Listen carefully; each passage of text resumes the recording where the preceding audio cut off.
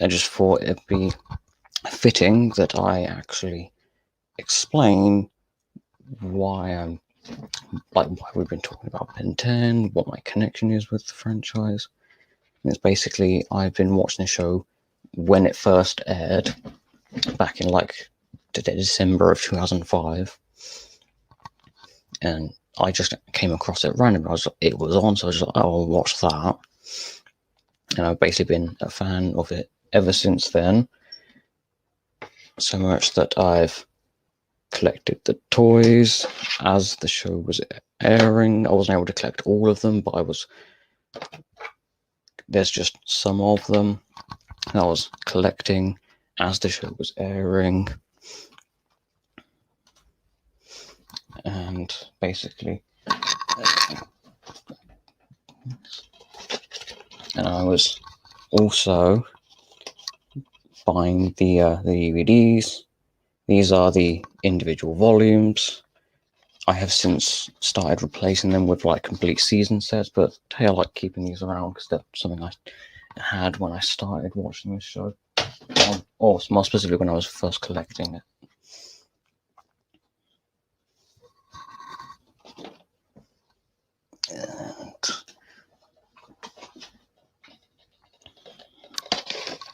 And we also have trading cards that I collected. And grab the last one. And I also have collected some of the video games as well, like Protector of Earth, Ultimate Alien Cosmic Destruction, Omniverse, the first Omniverse game. I have played the other games, but I just don't have physical copies of them at this moment. Yeah, I mean, it's literally just them. Yeah, that's just a little history of me, the franchise. And I also wanted to introduce Troy and, well, initially it was just Troy, but then Nanette said she was watching it with him, so I brought her in as well so I could hear both of their opinion on the shows as we were going through. Welcome, Autobots and Decepticons. My name is Matthew Flynn, the Gladiator of Kaon, and I am joined by Troy Pacelli, also known as Carton, the Klingon Cleric. Welcome. Hey, thanks for having me. Yeah, sadly it is no Netta, just me and No, Troy this no time. netter. She, well, actually, both of us have been working really, really hard the past couple weeks, but she has been hit with this crazy project, and you know how projects can be at work. Sometimes you can't get the help you need. So she's been shouldering the burden herself there, and putting in crazy hours, and it's really taken its toll on her. So she's not going to be able to make it today. Yeah. And I really appreciate the just how much of this she's actually been a part of. And yeah, she can take as much time off as she Yeah, needs for this. I understand. So I wanted to ask you. If I remember correctly from last week, this new series that we're in, this omniverse, you're kind of Yeah. new to it, right? I mean, for all of your history with Ben 10, you're kind of going through it fresh too, aren't you? From about for most of season 3 onwards, I haven't seen. Okay. Okay. Although because of the very messed up US airing order, there are a few episodes from later seasons that I have seen, but because I didn't realize they were in the wrong order. Like at least 2 episodes of season 3, I do recall seeing, but that was before I realized they were in the wrong order. So I I stopped see. watching. Then I went back, found the correct order for the episodes, started watching them in that order. And yes, so far all I've got is seasons 1 and 2 is what I've seen in the actual order they're meant to be seen in, and then past that I've just not seen much of. Gotcha. So what's your feeling on this series? on the season that we're going to be talking about, or No, the I was show overall? the show overall. This omniverse. I actually don't mind this show. I Really? know a lot of fans at the time were complaining about the change in art style, Mm-hmm. and that, I mean, that's normally that's a common sticking point when it comes to new cartoons. It's the art style is different or something specific about it that people don't like. But yeah, I didn't really mind the art style change, and the show overall. I didn't, from what I saw early on, I didn't mind, but I just wasn't watching as like episode by episode, or sort of watching it when I could. Mm-hmm. And I think at some point I just didn't really bother continuing to watch it or go back and watch it all the way through. Okay. So I've just sort of, yeah, I I do mean that recall, mhm. yeah, that would infer to me that as much as you've enjoyed Ben 10, you didn't mind it, but you apparently didn't find it compelling enough to, really stick with it.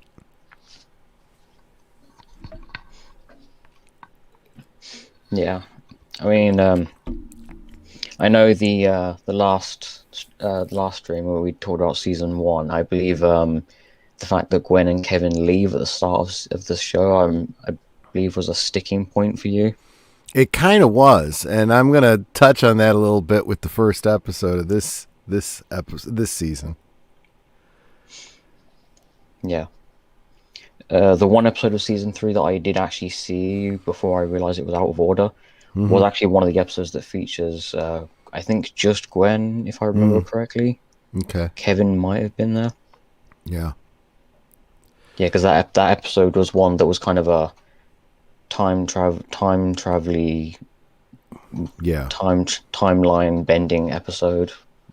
Yeah, and I mean, I do understand the feeling that other fans had at the time about the artwork. Artwork does matter, and I think a lot of people, especially these days when we talk about comics and stuff like that, people are starting to go, look, artwork matters. This is a visual medium. So it is as important as the voice actors, and Yeah, I wouldn't say it's as important as story, but we'll get into story too, and how character development matters and story matters. And if you're a fan that's been following a show for, many, many series, and you suddenly change it up in a illogical way, it can be very annoying. And look, I refuse to accept this is a cartoon for kids. Well, that's pretty derogatory to children. Okay, children appreciate character development too. They care about the characters that they love, and they are thrown off and confused if something doesn't make logical, progressive sense. You know, it doesn't mean because it's yeah, for children you can make trash. yeah. So I have also noticed that when it comes to people judging the show by its art style before they've actually seen any of the show, mm-hmm, I've noticed that most of the people only tends to be like two people mm-hmm. or two people who are the loudest, and that's the people who are saying the show is going to be terrible because because of the art style, and then the people on the exact opposite side of that point of view, where people just like defending it and Yeah, like where it seems more like they're just trying to be contrary to the other people who don't like it, rather than right. being more uh, more the I mean, obviously there are people out there who will look at the artwork and go, that's not quite what I want, but that doesn't mean it's going to be bad, or it doesn't Well, mean it's going to be like exactly. amazing either. That's definitely middle of the road. I mean, it's just like so many other things, stuff that we talk about on Geeky Geezers and current stuff, where you'll hear, hey Troy, what do you think about this coming up? I don't know. I got a bad feeling about this. You know, it doesn't look good. They've said some things that have me worried, but we'll see, right? Well, Yeah.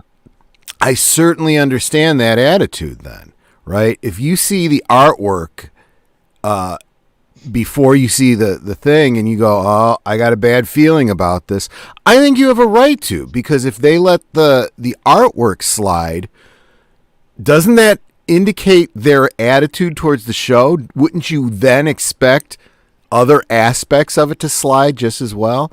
And again, I think we'll get into that as we talk about this season, because that's kind of why I was asking you that question and kind of front loading, because that's kind of my feeling.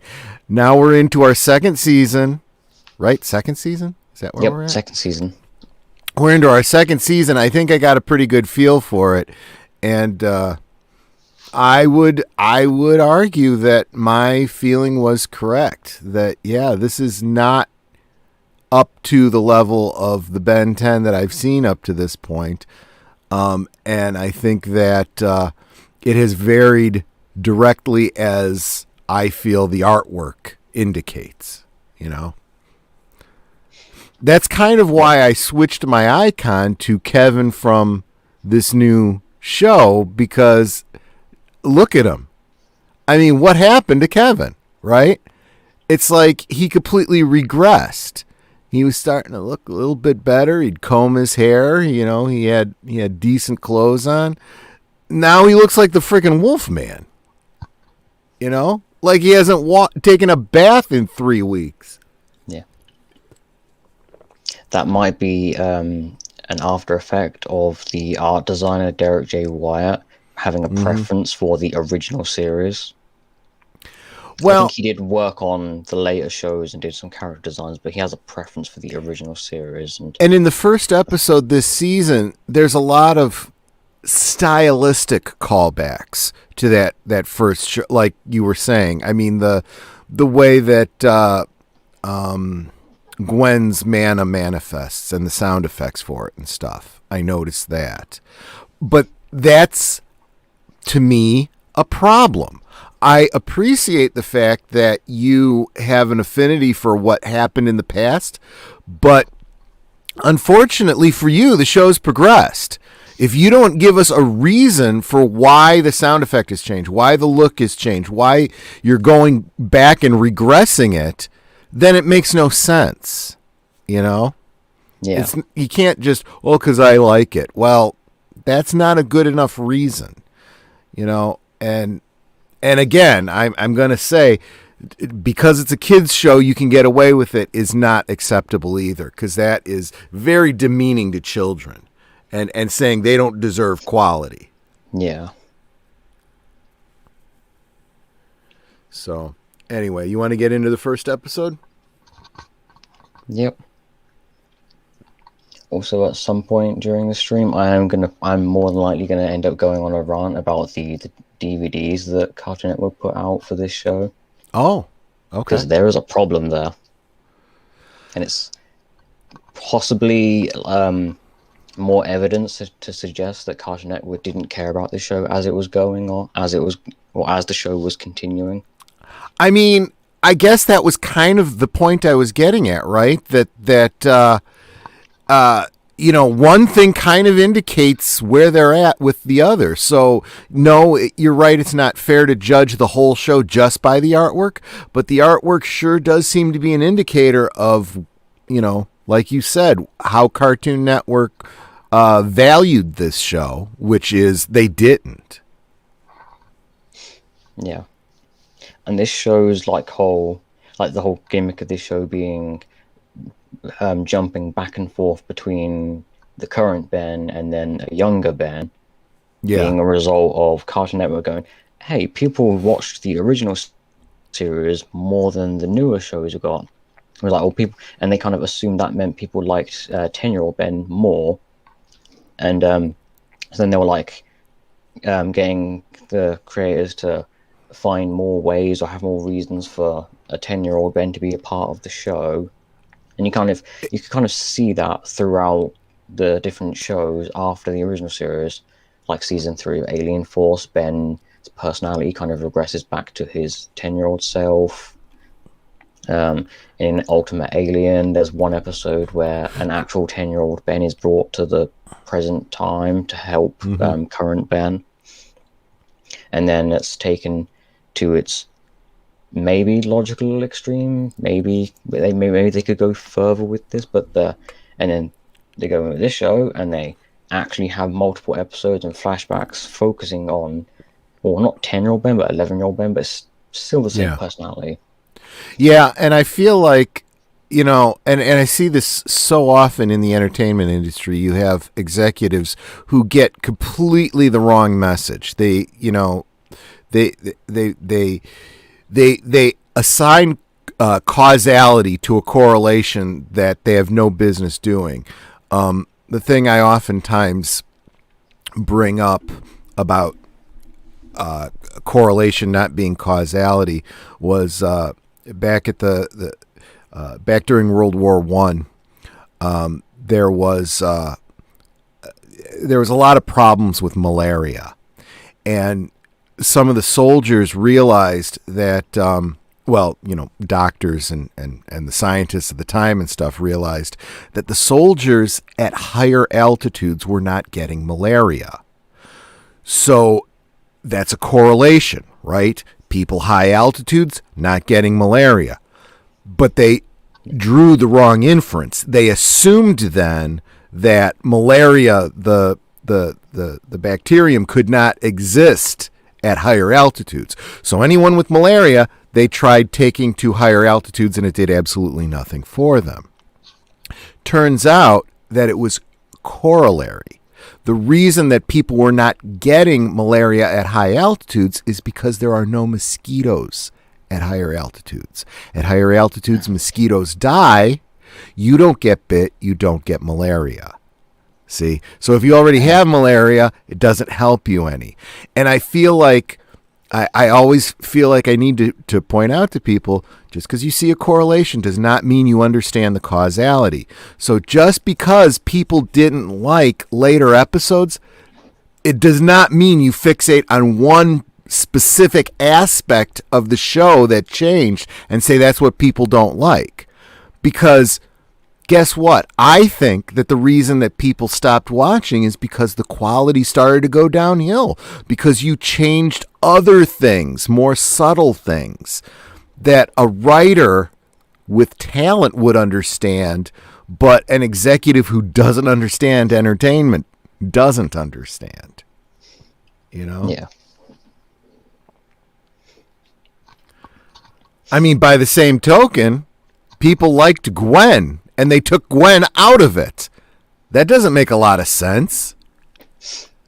Yeah. Anyway. Yeah. Yeah, I feel like I'm going to be a little bit ranty today. Yeah. Do you want me to talk about the whole problem with the DVDs now, or wait until later in the stream?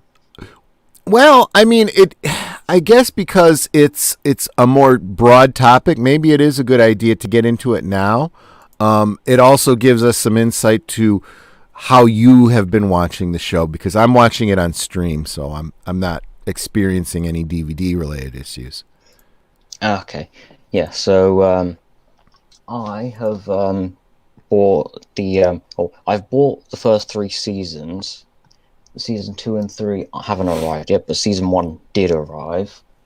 And this isn't specifically the issue, but for whatever reason, the final 2-parter of season 1 isn't on the season 1 disc for whatever reason. It's on the first disc for season 2 for some reason. And the first 2 episodes of season 2 are replacing the final 2 episodes of season 1 on the disc for whatever reason.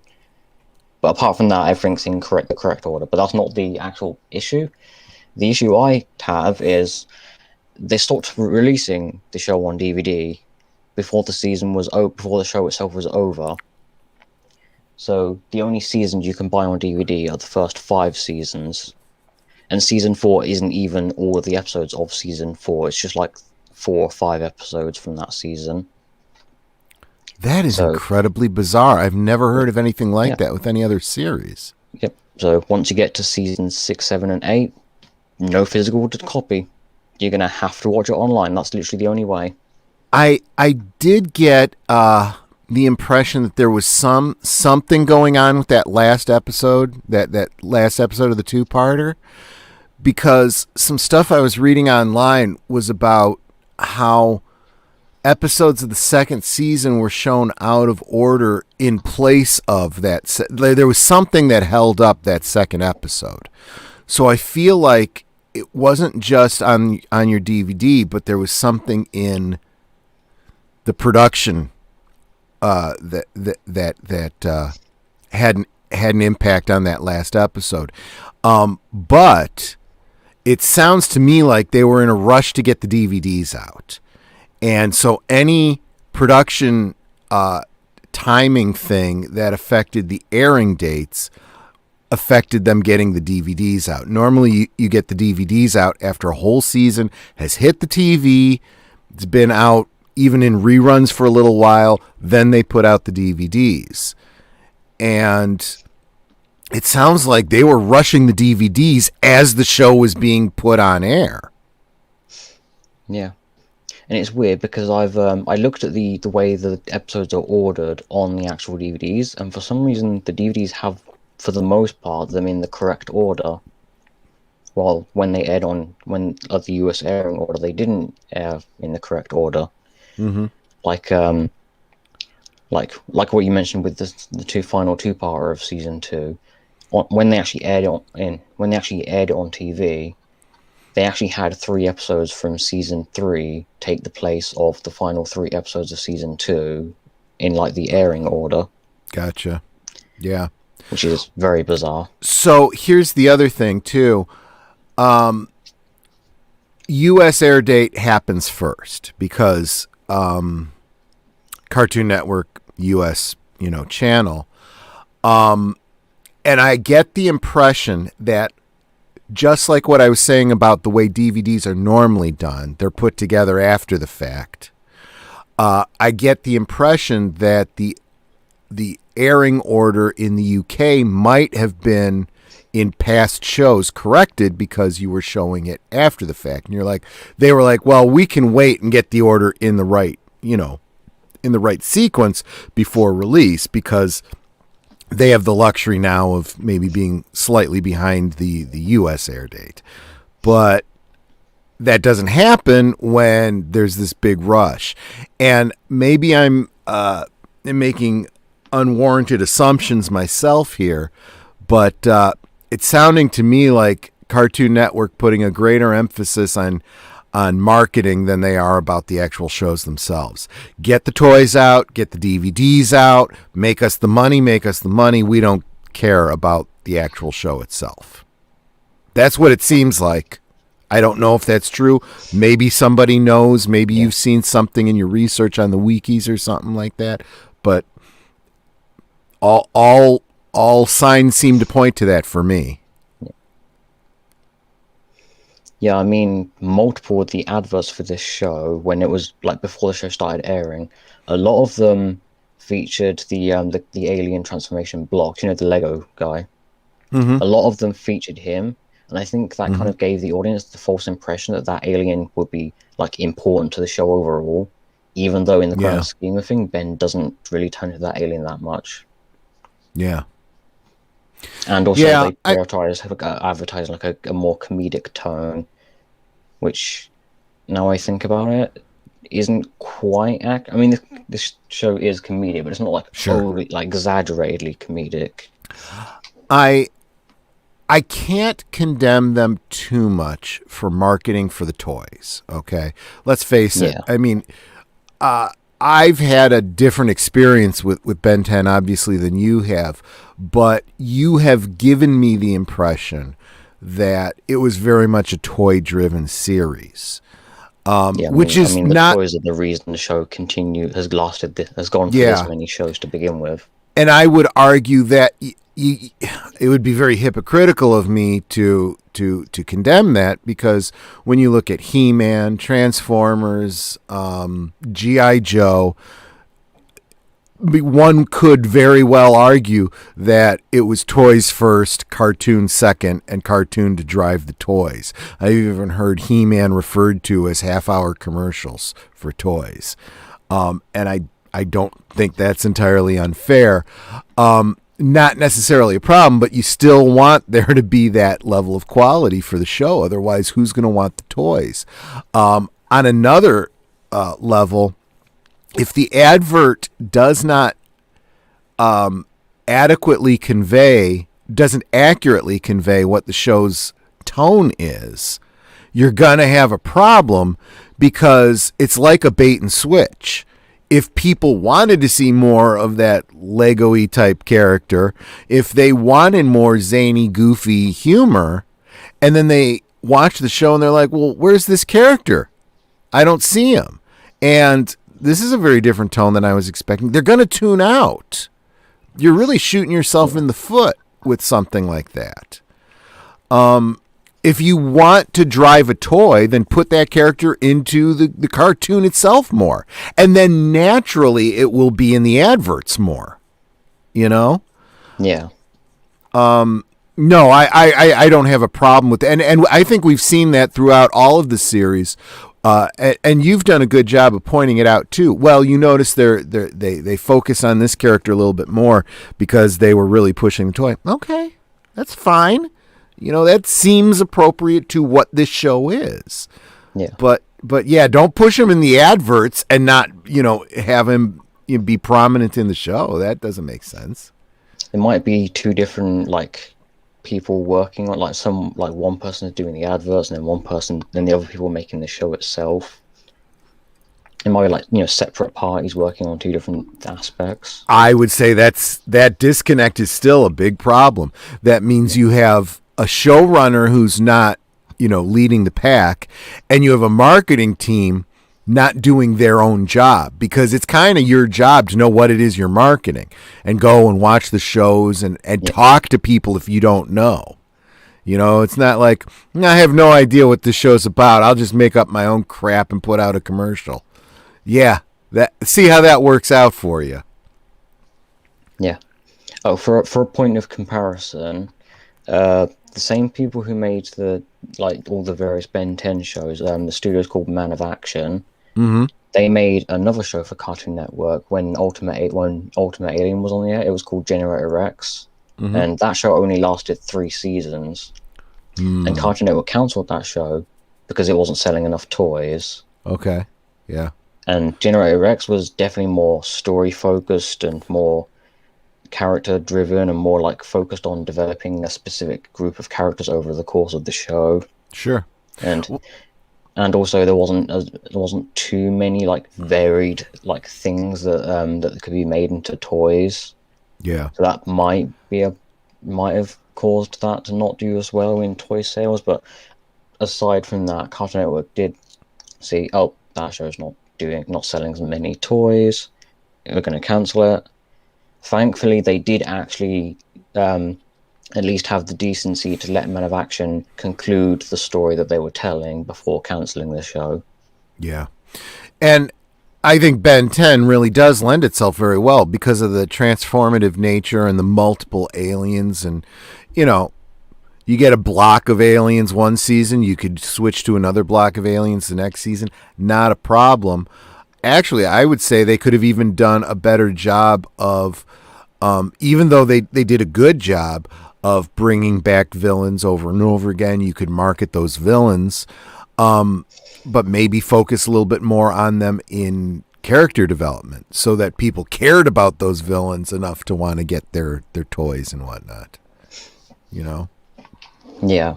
But, I'm going to say that the marketing motive is not a bad one, but it's got to be backed by good writing and character development. So, anyway. Yeah.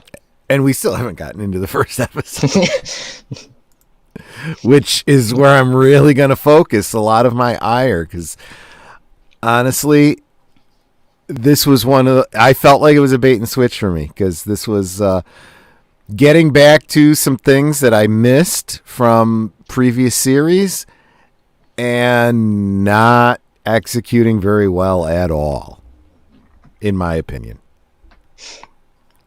Yeah. So obviously the very obvious point is Kevin and Gwen come back at the start. Yeah. Or they're not immediately on screen. Obviously, Ben. It starts with Ben saving some people from a burning building, and I do love Raph's interaction when he's inside the burning building. I did find that funny. Yeah. It's just like embers go on his face. It's like, you want a piece of me, fire?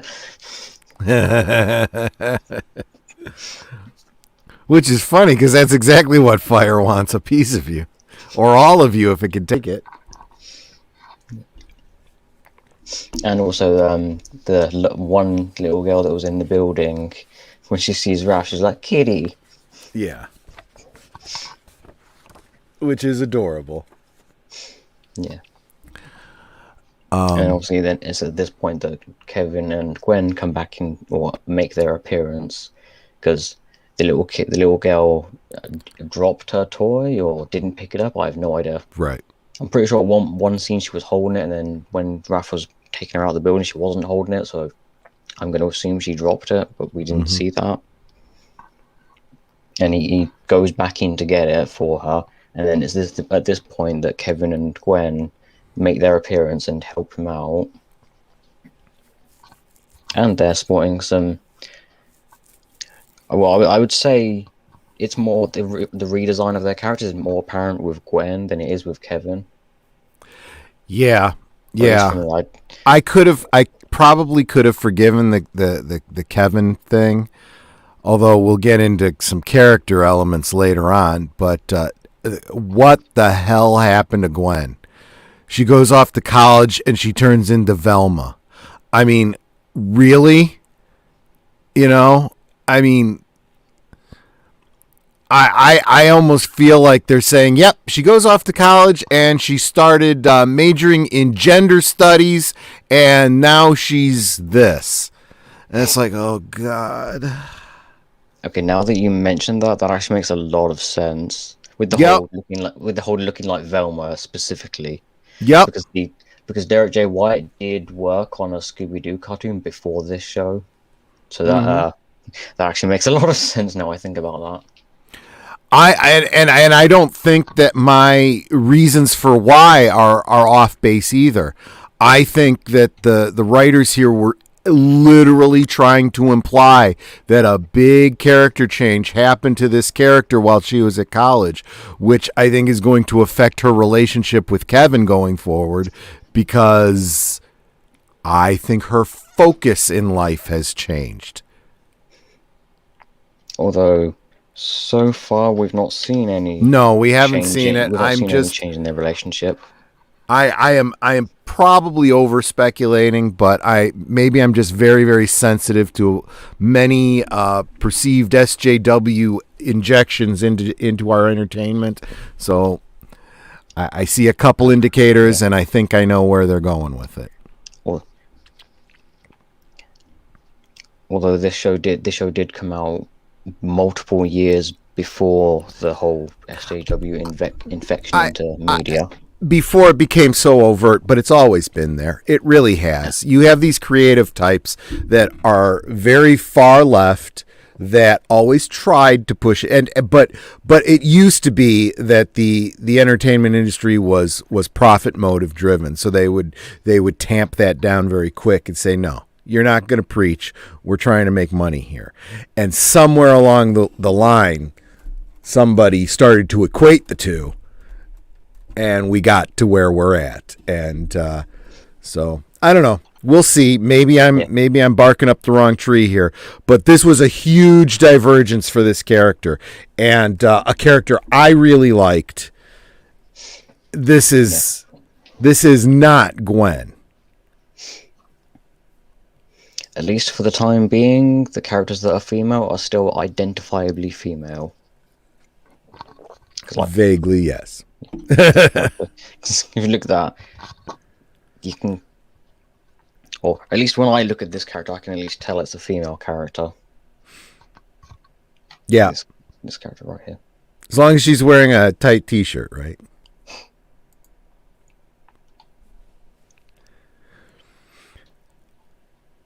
But yeah, speaking Yeah. of female characters, we get the introduction of a new female character who's not happy. Yep, and specifically towards Kevin.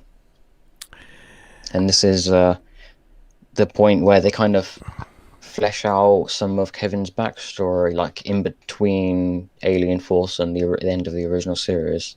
Mm-hmm. Obviously, by the end of the original series, Kevin was stuck in the null void, and then he was suddenly out of the null void at the start of Alien Force.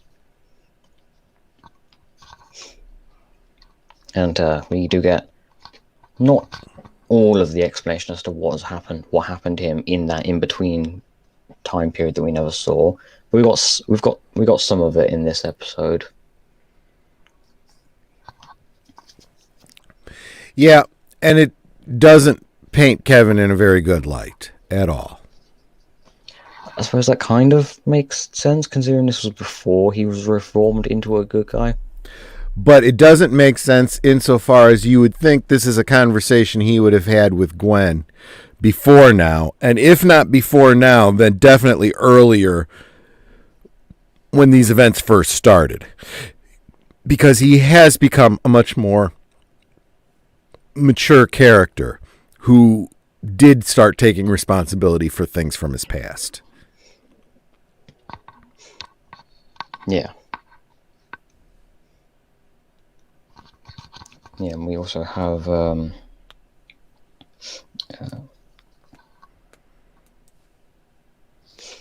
we have a female Tetraman princess named Luma Redwind is chasing after Kevin because sometime in the past before he arrived back on Earth and the start of Alien Force.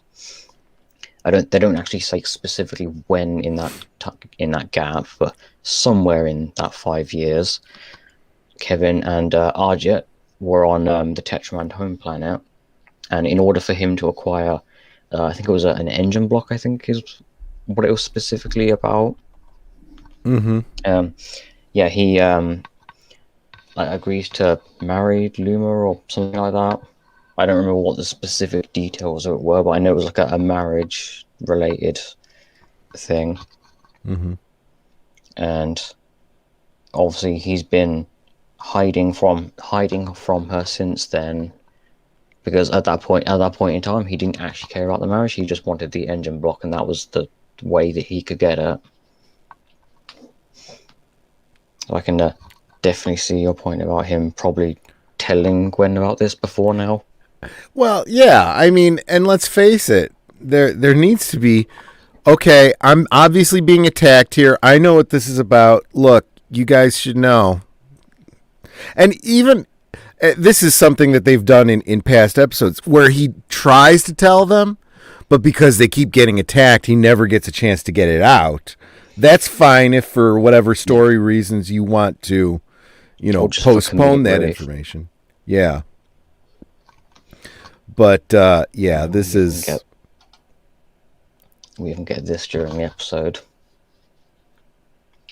where Luma does actually catch up to Ben. Mm-hmm.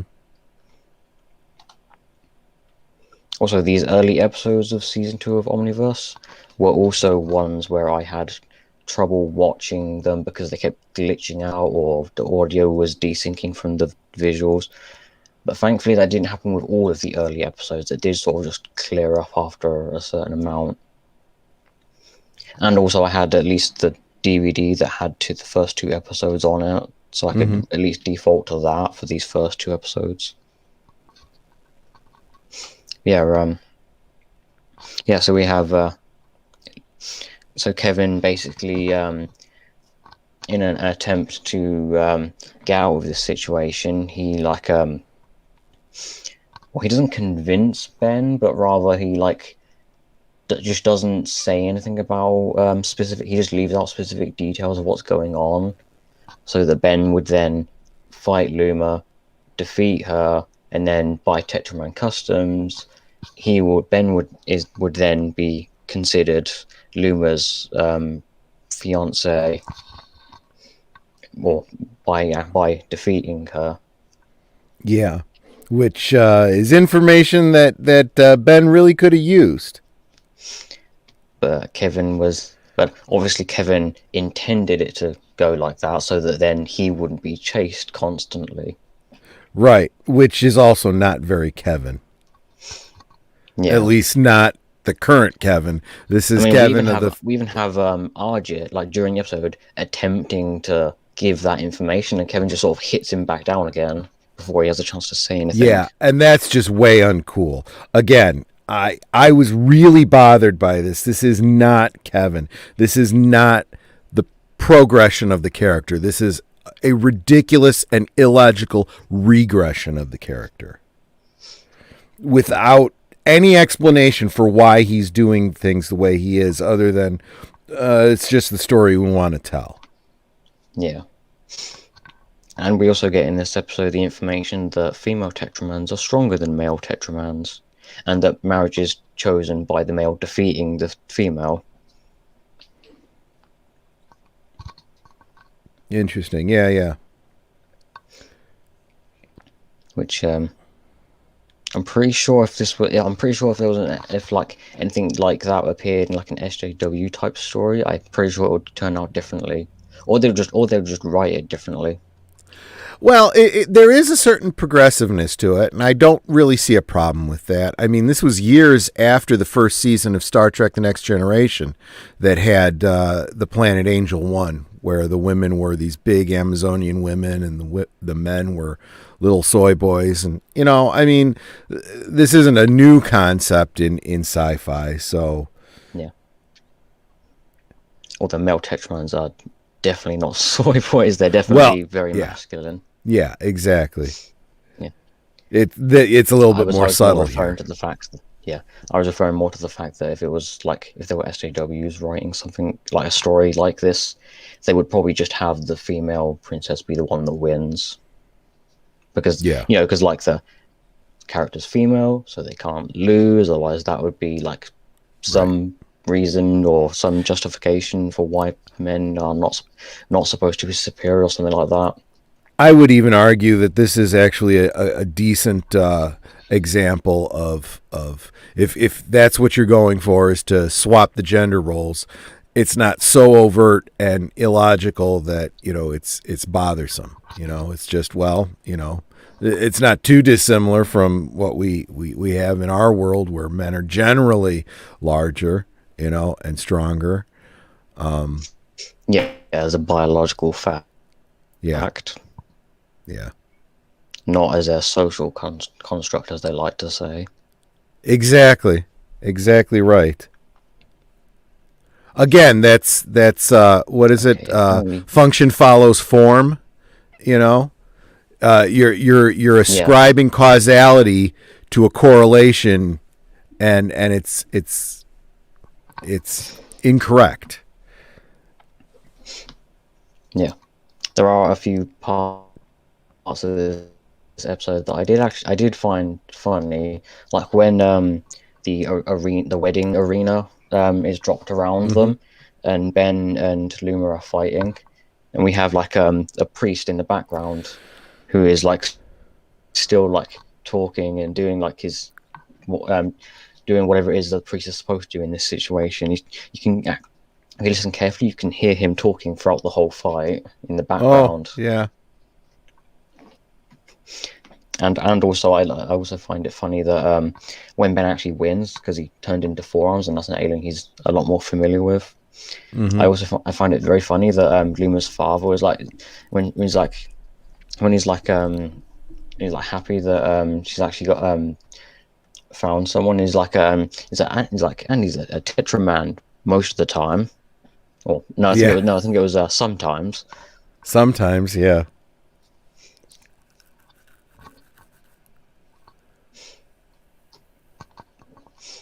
I have a feeling Captain Kirk would like having an Omnitrix. Yeah, I would imagine. He doesn't need any help with that, though. That's true.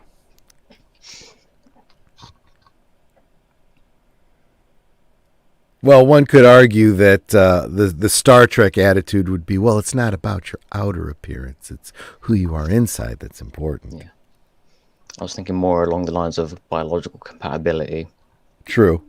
Because although Star Trek kind of doesn't fully go like these species are compatible, these species are not compatible, Star Trek does kind of just sort of steer away from that kind of.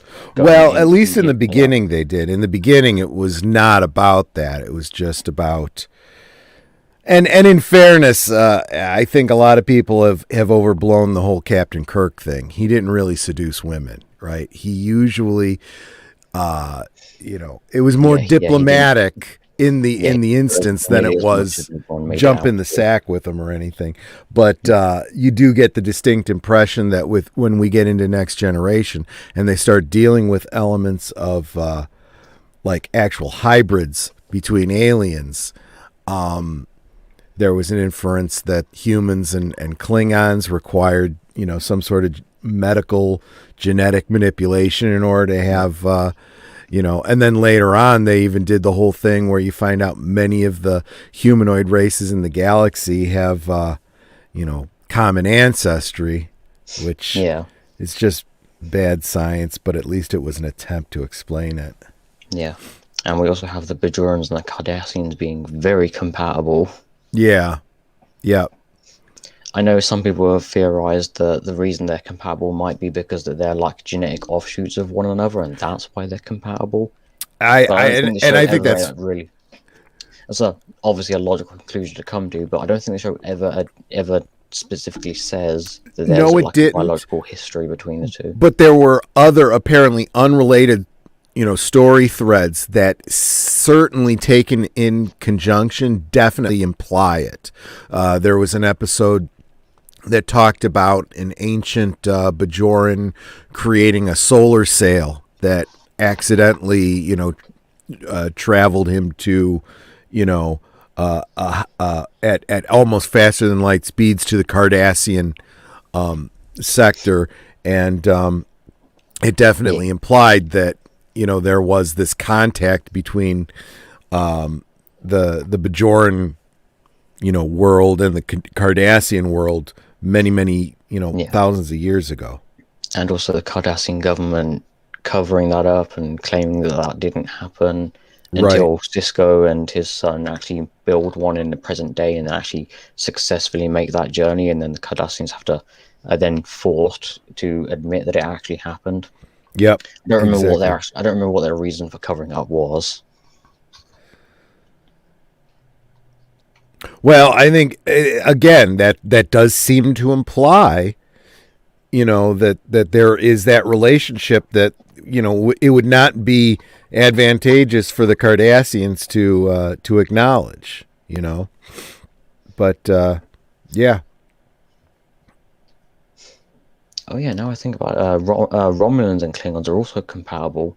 Mm-hmm.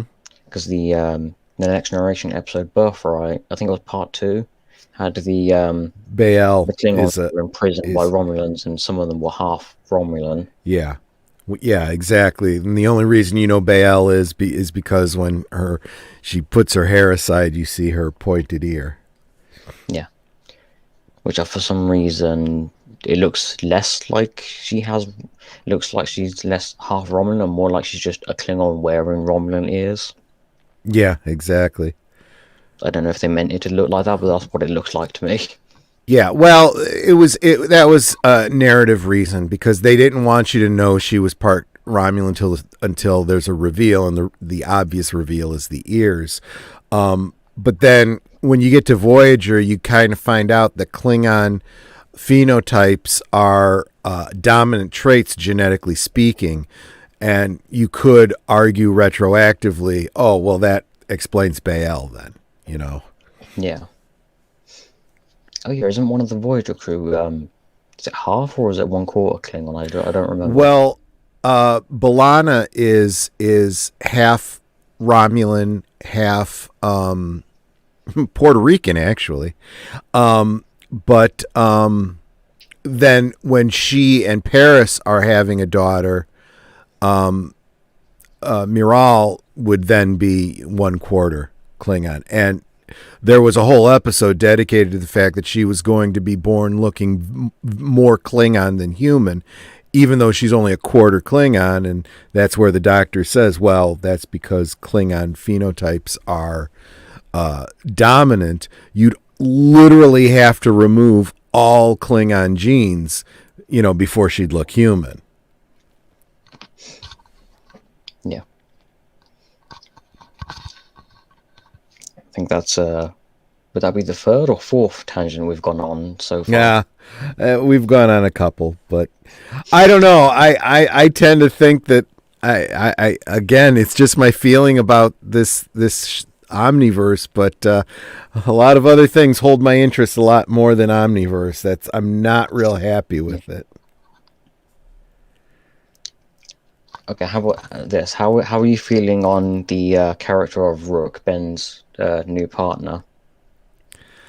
I mean, he's not a bad character. I mean, I wouldn't have minded him so much if he was a fourth character added to the trio. The fact that he's the replacement character, he's kind of like the cousin Oliver in the Brady Bunch. It's like, Yeah.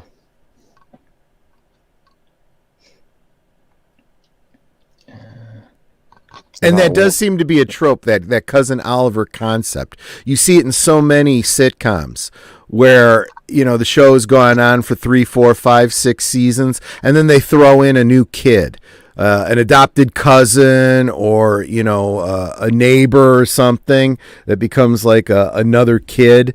And it's like nobody likes them because they were thrown in artificially from nowhere. And we were kind of told we were expected to like this character. Yeah. Is that about everything we have to say on the actual episode? Yeah, I think so. I'm sure we probably could go on more tangents, but there. We do. Yep. Let's go fishing. The other episodes before we end up sitting here talking about multiple things for like 2 hours. Exactly.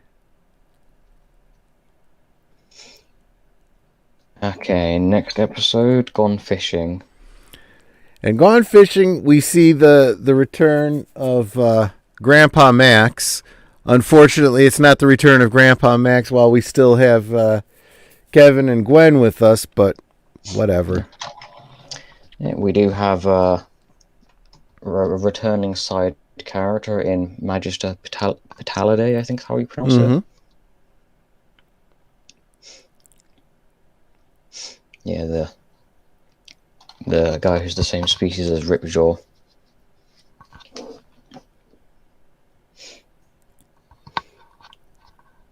I don't actually have too much to say about this one. I enjoyed what I saw of this episode, but there wasn't really much to talk about. Yeah, there wasn't much story here. It literally was a Gone Fishing story. It just, I'm like, really, your second episode into the show, and this is what you're giving us? Guys, are you even trying? Yeah. And we have Captain Hook, Blackbeard, whichever name you'd rather go with for this guy, the villain who's in this episode. Yeah. He's clearly based on one or both of those two characters. Exactly. He got the hook for a hand. He's got the big black beard, which almost gives him kind of a Vilgax look. Yeah, it does.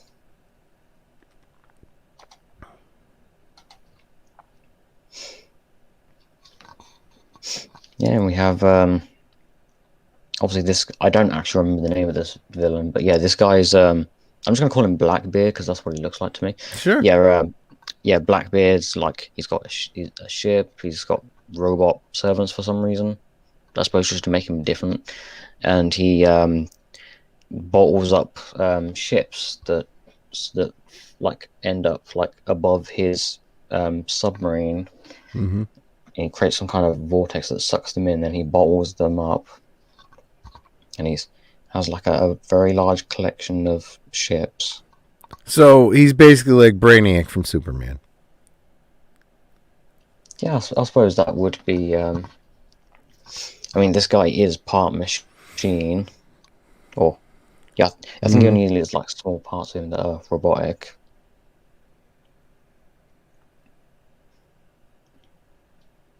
Although, ironically enough, the voice actor for Brainiac is in this show. Yeah, Yeah, we've seen him a few times before. He voices Malware. makes sense. Yeah, seems yeah, because the voice actor's name is Corey Burton. He seems to like playing robot characters. Just 'Cause, has one of those voices, I guess. yeah, because he voiced Malware. He voiced obviously Brainiac from the Justice League cartoon and the Mm-hmm. Legion of Superheroes cartoon, even though that cartoon wasn't related to the DC animated universe. Not sure why they decided. Maybe just because they wanted to have him look the same and sound the same. And he voices Shockwave from Transformers. Mm-hmm. I believe Shockwave is his favorite role that he plays, or that he has played in multiple different shows. Yeah. So what else is there? Yeah, we have the robots also take Magister Patalade, and then and they like plan to serve him up as food. Although the robots are kind of incompetent, they don't really actually serve him in a way that the captain actually wants. Because at first they just sort of bring Magister Patalade right up to him without even doing anything, just tying him up and bringing him to the captain. And I'm pretty sure two of the robots even argue about how they should have prepared the food. These strange that these robots actually do have some kind of a personality. I'm thinking that's probably just a cartoon thing for robots to have Probably. like their own individual personalities. Yeah, because I kind of got the same kind of vibe from the robots in the prequel trilogy. You know, Roger Roger. Yeah, and the Clone Wars kind of Yeah. emphasized that more. Or the CG animated Clone Wars, not the 2D one. Right. Actually, they might have been characterized more in the 2D one, but I've not seen that one, so I don't really know.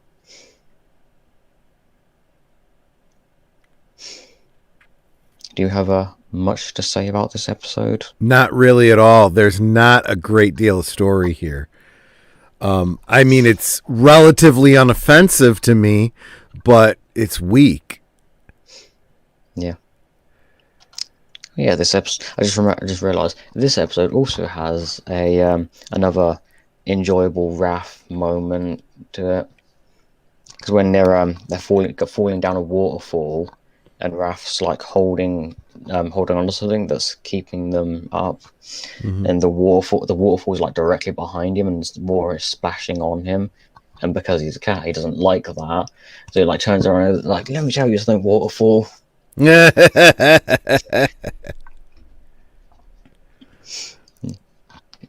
And of course, while he does this, he also like actually gets up, turns around, and he like actually lets go of what he was holding on to, so they end up falling because of that. Yeah. Yeah. And then when he actually hit the bottom of the water, Raph's like in the water, freaking out. He was like, get off me, water. Mm-hmm. I suppose in these episodes that aren't quite or I suppose not bad, but just not as high quality as any of the other episodes or any other shows. Yeah. I suppose we can always count on Raph to being the best part of the episode. Probably. Yeah. I do wonder if the voice actor John DiMaggio, I do wonder if he enjoys voicing Raph, or what he actually thinks of the character. I'd be interested to hear. He does imbue it with a little bit of Bender in there. Yeah, I can definitely hear a bit of Bender's voice in Raph.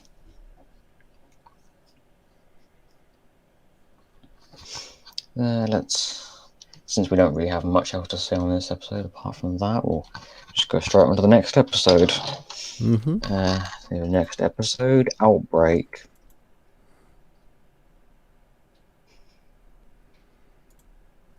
So, we get the return of Dr. Psychobos. Is that his name? Psychobos. Yep. In fact, we see all three of the trio, Malware, Psychobos, and Kyber.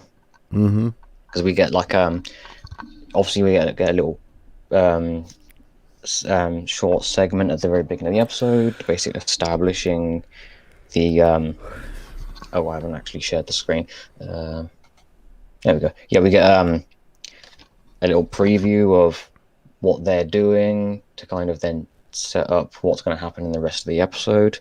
So at this very moment, Kyber's dog, which I think is named Zed, is kind of acting very irrationally and is about going back and forth between all different transformations with no real like consistency, just going back and forth and not really being too controllable.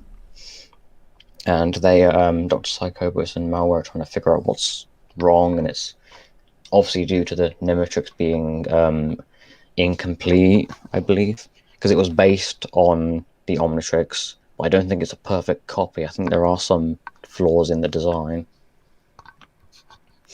So, and we also have Malware and Kyber arguing about how they should get like the Omnitrix. I think they specifically want a piece of the Omnitrix, but they just leave it at getting the Omnitrix itself.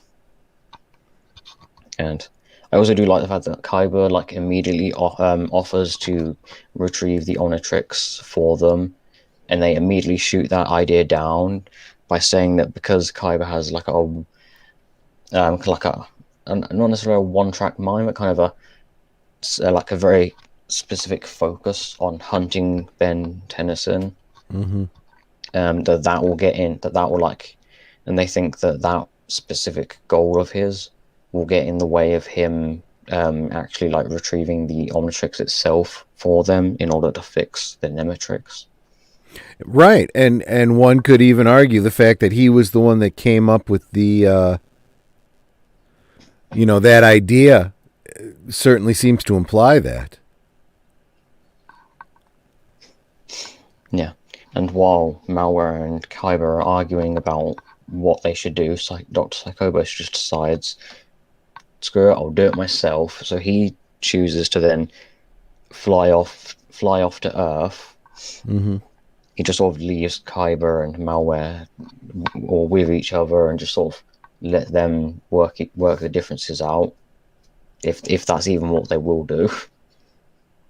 Seems very much more likely they'll just start fighting each other.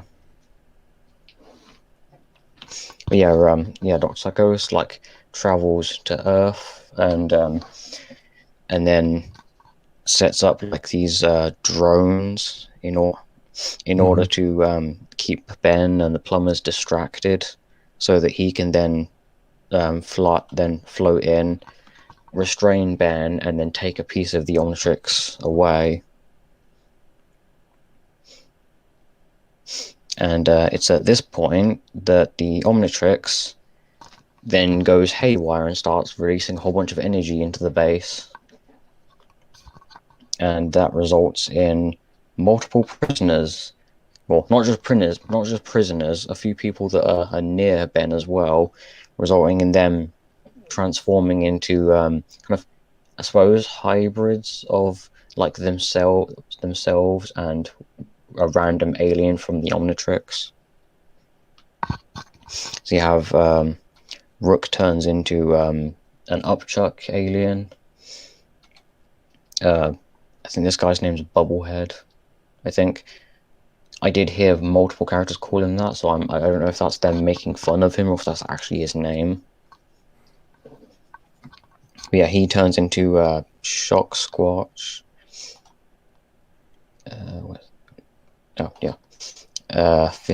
Fistina here turns into a galvanic mechamorph, and Siphon is then given pyronite powers.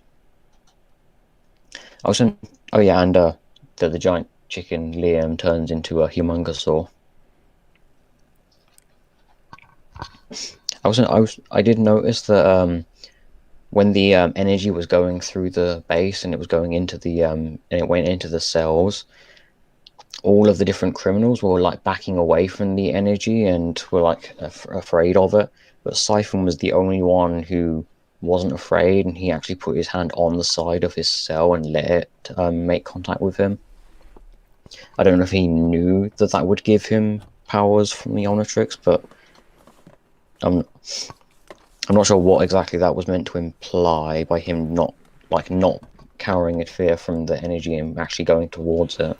On the one hand, it could be implied that it was just a natural instinct. On the other hand, it could just be poor writing. Just needed him to do it so that we could progress the story. Yeah. I think I'm being very generous by not Yeah. making the distinction between the two. I feel like they probably wanted him to still be like give Siphon the impression of being the leader of this group. Yeah. And I suppose him being the only one who like willingly goes closer to a mysterious energy source in his cell does kind of separate him when everyone he's working with backs away in fear from the energy or from that same energy. Sure, that's a generous evaluation. Yeah. I mean, especially since during this episode, Siphon is definitely showing off like tactical skills in this episode. True. He first like they go down into where the null void controls are, and he sets the null void to or I don't know if he sets it to malfunction or he sets it so the null void portal opens, and then he specifically then uses the communication system to contact Grandpa Max and the plumbers overall in the base, and like tells them to I think he was like specifically telling them to like let them go, or he'll like cause the null void portal to engulf Bellwood or the base, and also Bellwood above them.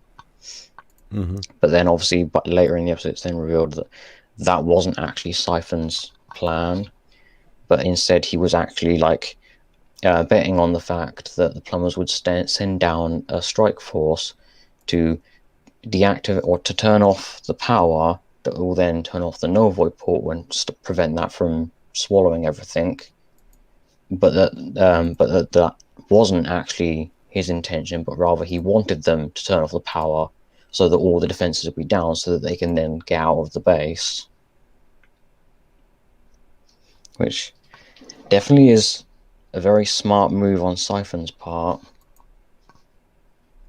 I don't think they explain how Siphon knows about the like low-level force field that is keeping them inside the base. Because he even points out that that for the most part no one would know it's there. So I'm not sure how he knows about that.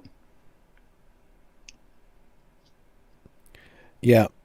Don't look to me, because my gut instinct is they just didn't think it through that much.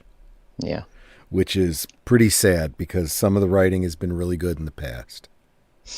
Yeah. We'd also get like I know at first when Ben's Omnitrix, because a piece was taken out of it, it's now not working properly again.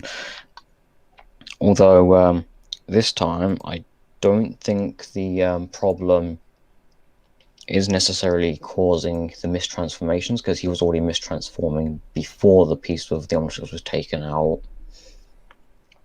I think the piece of the Omnitrix that was taken out was to do with like was like some kind of regulator, rather than because something that was controlling how or in what way he transformed. Mm-hmm. So I think that him mistransforming is just going to remain consistent throughout the whole show. But yeah, I mean, the problem that is caused by the piece of the orange being taken out is solved by the end of this episode, because the the two Galvin scientists here on the plumber's base, Blue Kitchen and Drever, do actually like put some thing. I don't know what they are. They just look like strange alien technology that they're putting inside the orange to try and fix it. Mm-hmm. So do you find it funny that Blue Kitchen and Drever are they're like dumb, but by Galvin standards? So they're still smarter than humans, but they're still actually kind of dumb at the same time. Right, exactly. Which I do find funny. I'm also aware that Blue Kitchen and Drever are actually named after two creators of the show, or not just this show, but the previous shows. Because their names actually come directly from the names of the two different creators from the franchise. That's not surprising. I think it's Dan Reber, and I don't remember the other guy's name. They literally just took the first initials of the guy's first name and then added it onto the end of his last name, and then that's how they got the name of the character. I believe they did that for both creators. Yeah. Makes sense. Yeah, and we also have when Ben's fighting, because Ben's stuck as the what is effectively useless aliens, or at least Ben calls them useless. I suppose they do have some use. Like I think one alien is called Mole Stash. And I do find it funny that he says that he's like, what can this guy do? He's useless. And then he turns around and there's right directly behind him, there's an alien of the same species that he turned into, standing right behind him, and he's one of the plumbers. He's like, yeah, no offense, dude. Yep. Yeah, and there's also and Ben. I know at first Rook doesn't let Ben join the mission to deactivate the reactor, because he considers Ben a liability now that he's stuck in an alien form that doesn't have any kind of special abilities or anything like that. He's just, I suppose, useless, depending on your point of view. But Ben then does actually prove that he can still be useful by telling Rook, advising Rook on how to use the upchuck powers that he has now that he is stuck as an upchuck alien. Yeah, and this is kind of a callback to the fact that we have often seen Ben training, whether intentionally or not, for being a plumber, which does not necessitate having special powers to begin with, Yeah. Which, I would argue that from the point of view of Rook, you were trained as a plumber. You don't really have any special powers for your race. Therefore, what? Do you just think that Ben is nothing more than the sum of his Omnitrix?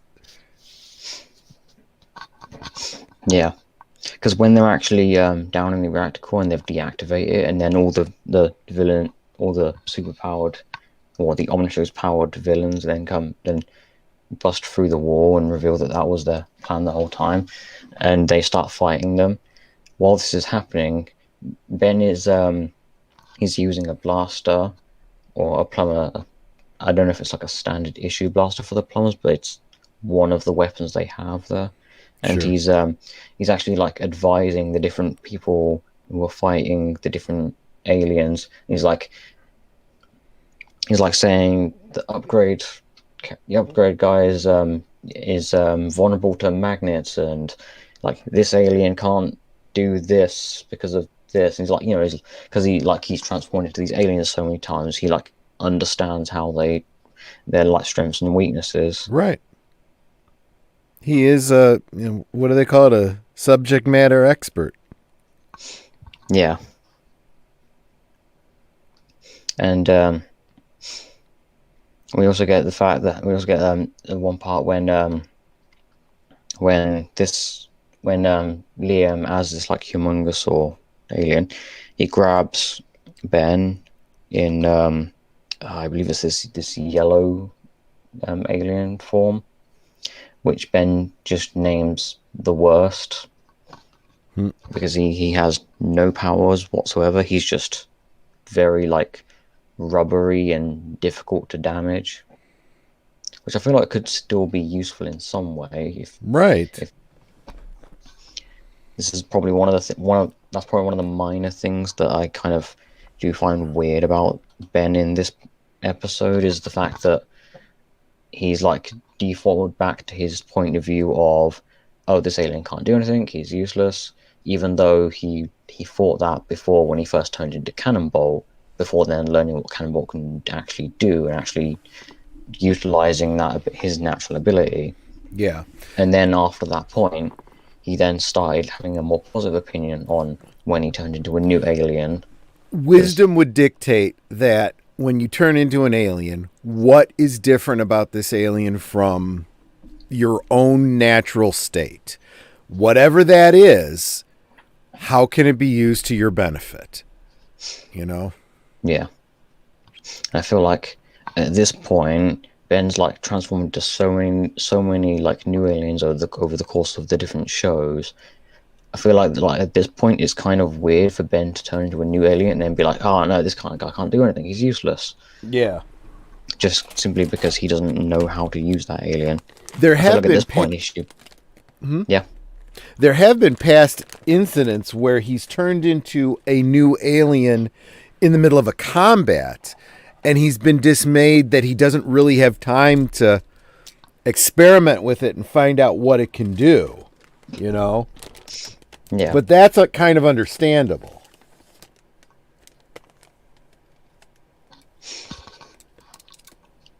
Yeah, and so when Ben's turned into the yellow alien, or the yellow blobby sponge rubbery, whatever material you want to go with for him being like very elastic and difficult to harm.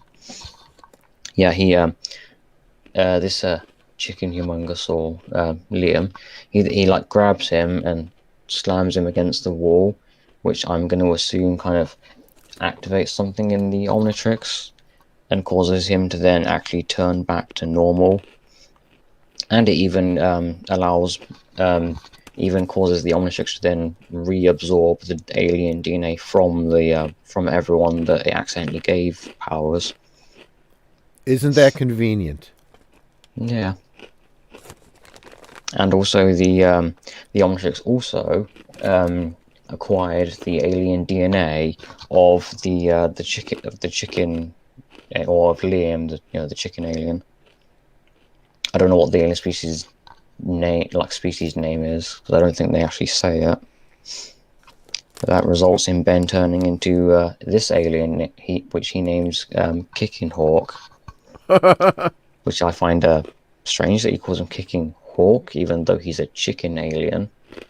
I mean, I know they're both bird type creatures, but I'm pretty sure there's a difference between a hawk and a chicken. Well, but there is such a thing as a chicken hawk, so. Okay. Yeah, and then Ben proceeds to absolutely wreck Liam in like his own alien, or in the same species as him. Sure. Also, do you recognize the design for this specific alien? No. Does it not look like a certain Marvel hero, or a Marvel version of a already existing hero? If it does, I'm missing the reference. Okay. He's from Greek myth, and he's also known for having Hercules? 12 labors. Yes. Yeah, Hercules. During the 80s, Marvel Comics, Marvel's version of Hercules in the 80s wore a costume basically identical to this. True. Actually, I'm pretty sure the Ben 10 wiki lists this alien as being visually based on 80s Marvel Hercules.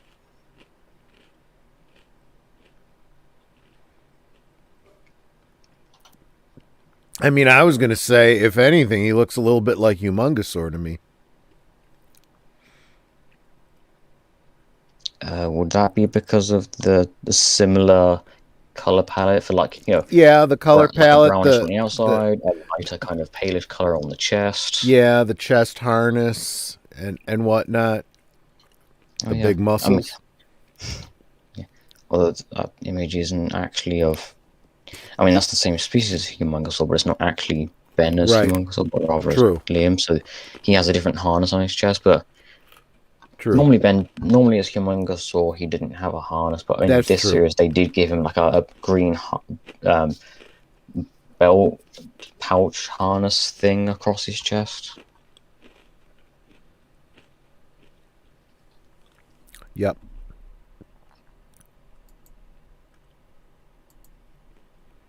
Oh, it's probably not apparent in this episode, or actually, it'll be more apparent in a later episode. But this character here, Fistina, she's actually her normal form is visually based on a GoBot. I don't remember what specific GoBot. It's more apparent with her face than anything else.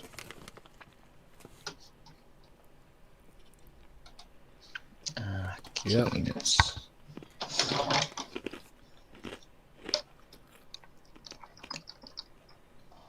Okay, yeah. Next episode. Yeah, Blue Harold and Kitchen Kumar go to White Castle or something like that. Yeah, Blue Kitchen and Dreamer go to Mr. Smoothies. And I do have to say, when that's your inspiration, Harold and Kumar, you're setting the bar very, very low.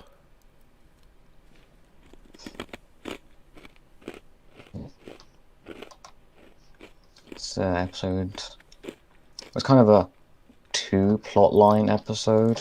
Yeah. So you have, well, I suppose the Blue Kitchen Dreamer going to, or actually like trying to find Mr. Smoothie, or a Mr. Smoothie store is, I suppose, what would be the main plot.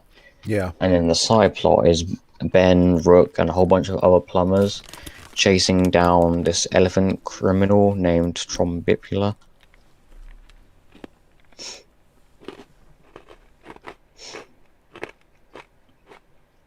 I did find it funny that like his minions that are helping him seek out what he's looking for here. Mm-hmm. Like he designed them to look like giant robot rats. So I'm thinking he must have gone to the Batman school of intimidation, like take what you fear and like project that onto everyone else. Makes sense. Makes sense. Yeah. Although I don't think he took the probably one of the more important lessons from Batman is to actually like overcome your fear at the same time, because when Trombipula like reveals his robot mouse or robot rat army, Yeah. he like very clearly is still afraid of them, or specifically the rats. And even when a later point when some of them are reprogrammed and turn on him, he's very clearly still afraid of them. So he clearly didn't take all of the lessons from Batman. He probably just a bit took of a ones. whoopsie, yeah.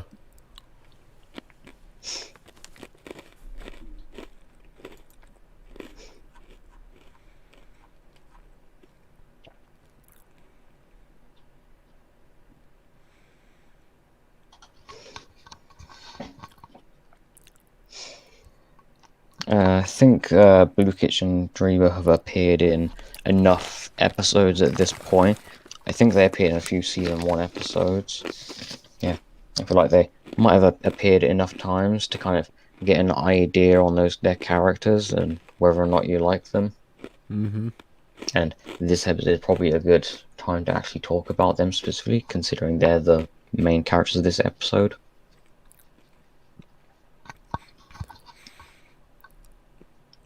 Yeah, I mean, it's a good thing that, I mean, honestly, these two characters come off very much like the Dreeble brothers, except for in Azimuth's race. You know what I mean? Yeah. And I almost feel like they're filling that niche that the Dreeble brothers have actually outgrown. Oh, do you mean the Vriedel brothers? Vriedel brothers, whatever. Yeah, those goofball hicks. Yeah.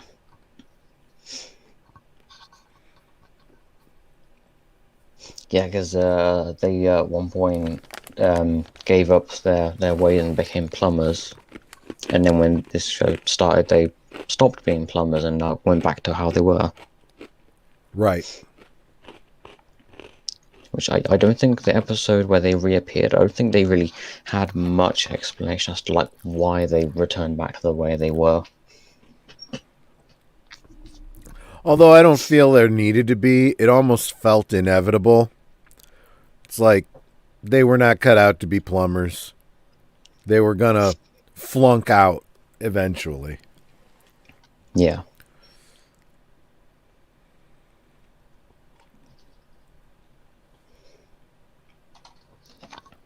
I also find it funny that because Trumpet Blue is an elephant, because he's like talking about like getting ultimate power, and when he finally gets it, it's actually just like a whole bunch of peanuts. Yeah. I also find it funny that like it was either Ben or Rook who mentioned that that like, they kind of anticipated like he was going off when he was saying about going after ultimate power. He kind of anticipated that he was going after like nuclear reactors. So like the precautions to avoid probably getting to them, Yeah. and then probably like reveals like it's the reactors have like he doesn't care about that. It's the peanuts that give him power. Yeah. And he even grows giant size after he eats a bunch of them.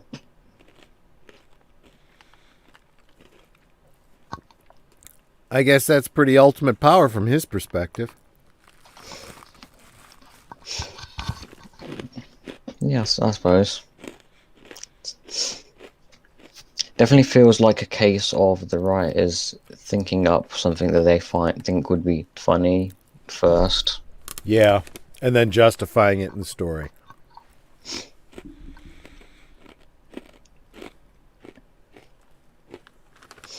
And we even have Blue Kitchen and Reba getting lost as they're trying to find a Mr. Smoothie. Right.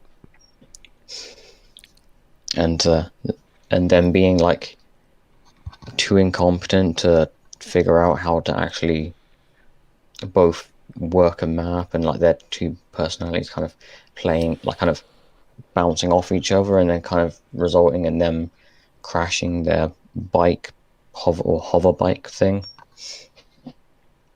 And then you also have them like coming across a cat, and they try like riding the cat, and like they're on the cat the wrong way, and they're just like it's like I think this is the cat's head.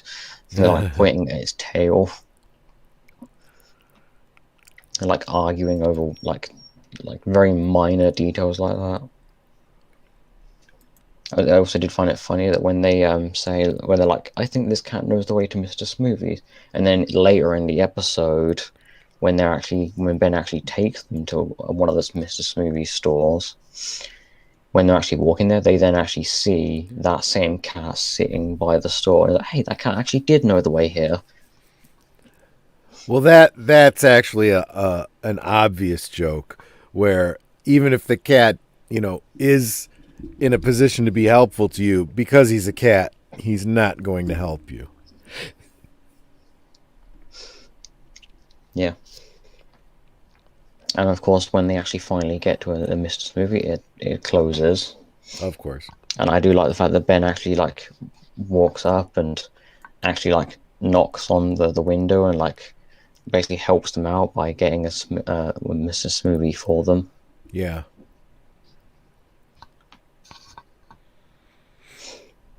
Although I feel like they probably could have just memorized where the store is and then waited until the next morning when the store would open up again. One would think. Yeah. Well, I do at least like the fact that Ben like kind of came in and like helped them out.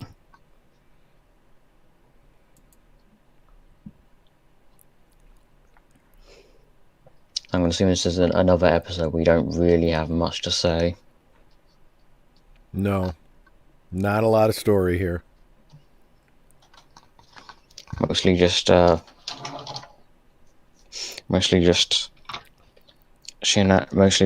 shenanigans while the battle is going on.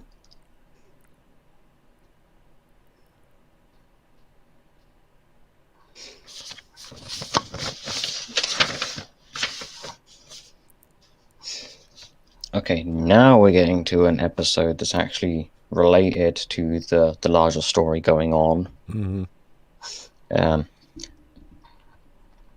I think this is either pronounced malefactor or malefactor or something. Malefactor, yeah.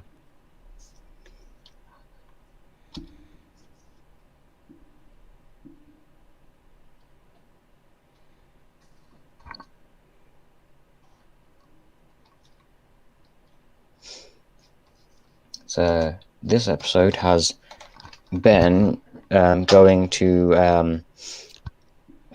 I suppose like a historic event for the for Bellwood. Mm-hmm. We have a giant wooden bell, which I believe they mentioned is where the town got its name. Yes, Because which I think is a wooden really, bell. really dumb. Yeah. But while that's going on, we have kind of a two different parts happening. We have like the part with like 16-year-old Ben taking part in the event, and Kyber and his dog Zed kind of attacking Ben, while Malware like does something in the background without them knowing. Mm-hmm. And they don't even know Malware is even here. And then we also have a flashback to 11-year-old Ben, where him, Grandpa Max, and Gwen are taken to the Mount Rushmore Plumbers base, which is now active. And I would assume at some point it stops being an active Plumbers base, because during Alien Force and Ultimate Alien, the Plumbers base, we either didn't see it, or when we did, it was abandoned and no one was working there. Mm-hmm. So I'm going to assume at some point, that Plumbers base must have just sort of stopped being an active Plumbers base.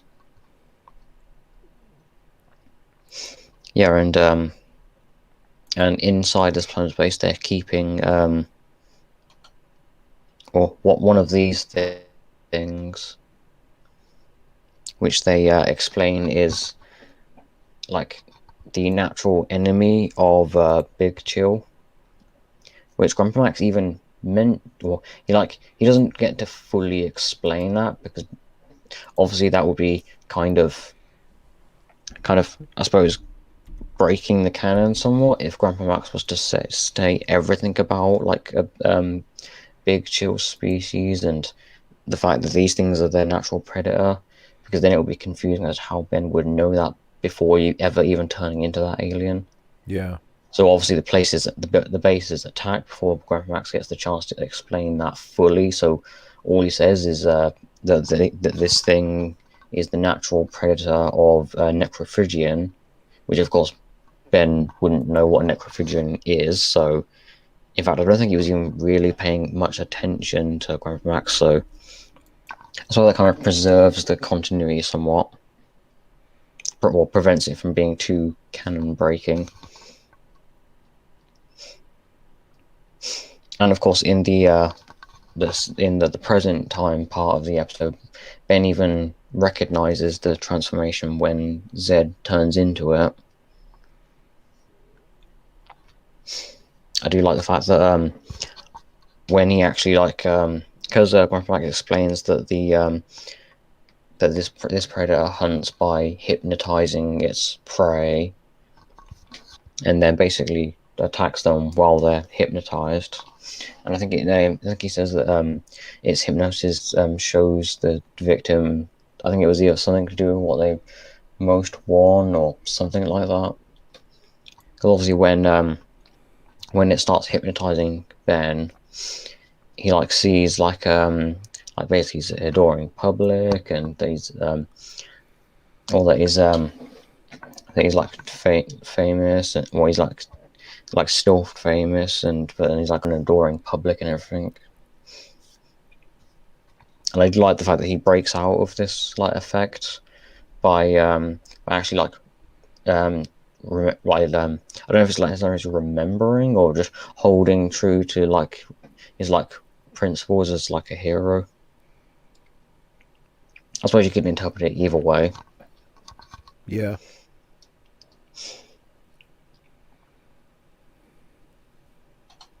Yeah, we have while this is going on, we have obviously Ben's dealing with that. Rook is searching for where Kyber is, because obviously the last time they dealt with this creature, Kyber was hiding in the background somewhere, controlling the creature and observing what Ben's doing.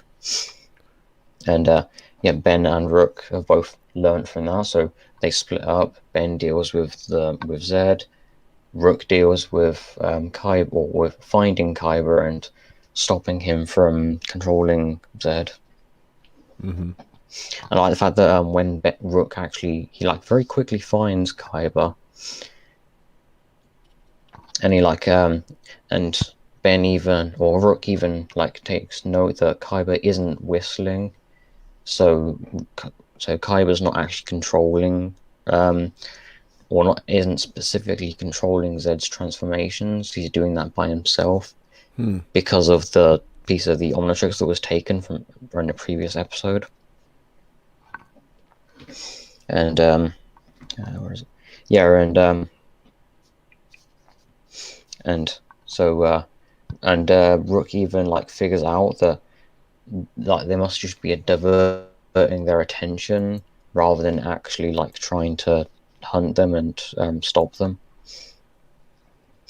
And Kyber even tells him specifically what they're doing, which I found kind of unusual. Yeah. That might have just been to progress the plot, but I'm not 100% sure on that. They don't really follow up on why he would just outright tell them what they're doing. It was an exposition thing to communicate it to the audience in a very clunky way. Yeah. Although he didn't really explain absolutely everything. He did just say, he mentioned Rook Truck, and he mentioned that I think he said that they're keeping them away from Rook's truck. I don't think he actually says what's going on with the truck, but he does mention that. Yeah, he does mention that they're obviously doing something with the truck. And then obviously Ben goes to the truck and then finds malware there, messing with the truck. Obviously at this very moment we don't know what malware is doing to the truck. We'll find that out later on. It's at this moment that we actually get now this is the actual when Ben actually sees malware. This is the first time that Ben has seen malware since he was 11. And he's even for a brief moment he's even scared of malware and backing away from him. Mm-hmm. Before malware then runs off, and then Ben kind of gets over his fear and actually starts chasing malware. And of course we also get because malware is the one that attacks the plum space in the flashback, and he Grandpa Max takes a tachyon cannon, hits malware with it, he blows into pieces, but then he reforms around the tachyon gun and absorbs it.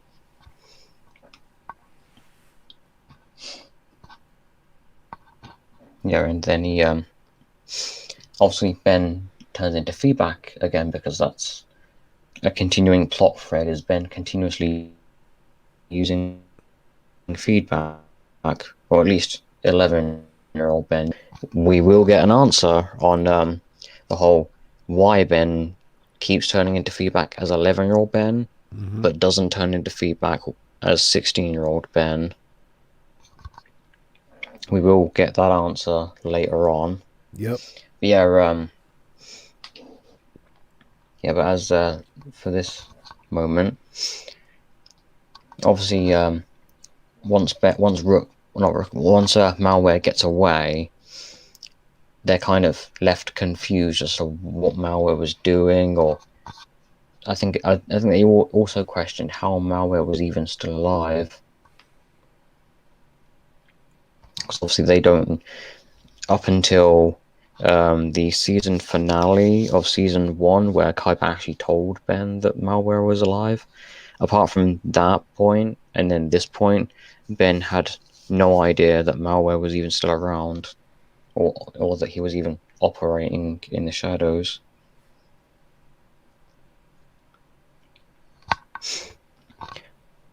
There are also a few things I noticed. The reason Ben was at this, I don't know if you'd call it a charity event, but like this kind of town city like event.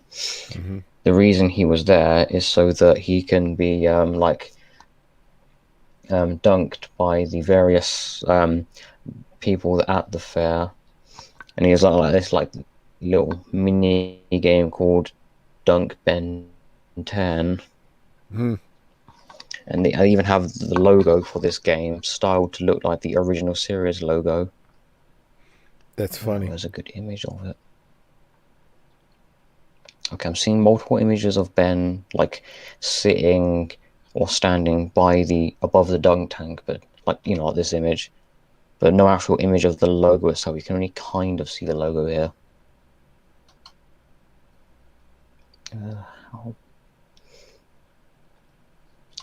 This one's that one's slightly better, but you still can't completely see it.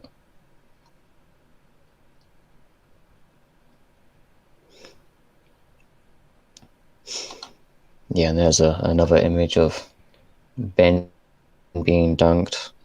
I also find it funny that while he's Humongousaur, he isn't even like properly in the, he's only like partially in the water, just because of how tall Humongousaur is.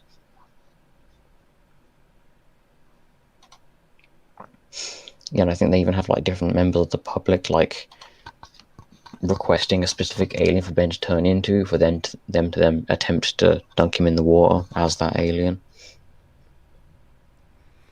That's actually a cool idea when you think about it. I could see a real world I also Ben like the 10. fact that Rook. Yeah. I was going to say I could see a real world Ben 10, doing a shtick like that for charity or whatever. Yeah. I also like the fact that Rook like takes this opportunity to just dunk Ben as many times as he can.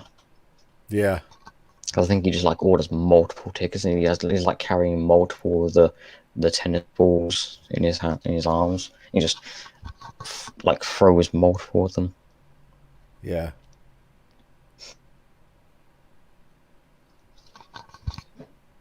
Yeah. I think that was probably a light-hearted way of like establishing that there is like a little bit of tension between Ben and Rook that they still need to kind of work through. Because I remember at the end of season 1, they kind of, as I said in that stream, that there was kind of some tension between Ben and Rook. Right. That Ben at the time thought Rook was sort of pretending, but he actually does have some problems with Ben. Right. And this is, I suppose, a more light-hearted way of continuing that like minor character development or plot thread or whatever you would like to call that. Sure.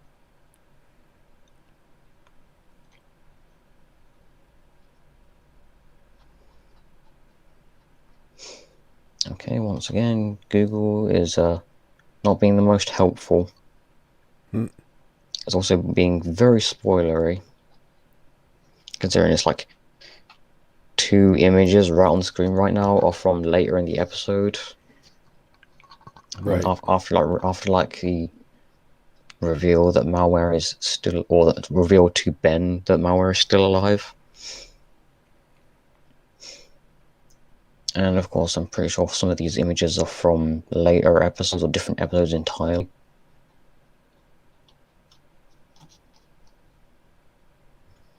Yeah, have you said everything you have to say on this episode? Yeah, this episode wasn't one of my favorites. Not that this season really has been. Yeah. This has definitely been not the minor, well, not like the minorest of episodes. This does actually have plot relevance with the season overall. Mm-hmm. I think it's probably more apparent once you watch the later episodes and the season finale itself.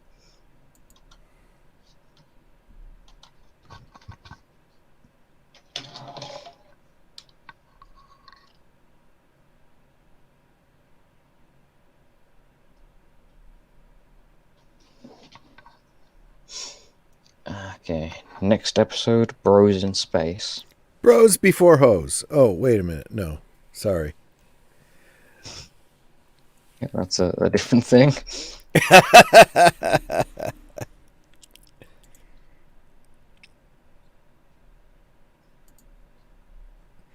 trying to decide if they were trying to make a pigs in space reference, or you know, I don't know what else they could be trying to reference here. Probably the character that we met before who says the word bro multiple times. Maybe. And who I don't remember his name, even though I'm pretty sure they said it in this episode. Yep, that memorable, huh?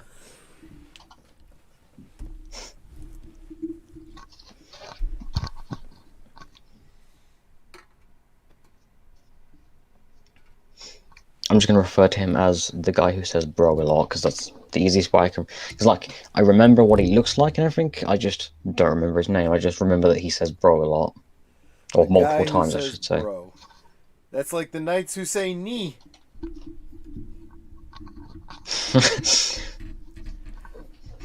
I thought they changed that to, what was it, like, actually, I can't remember what they actually changed it to. Like, a whole bunch of gibberish. A bunch of gibberish that I can't quite remember.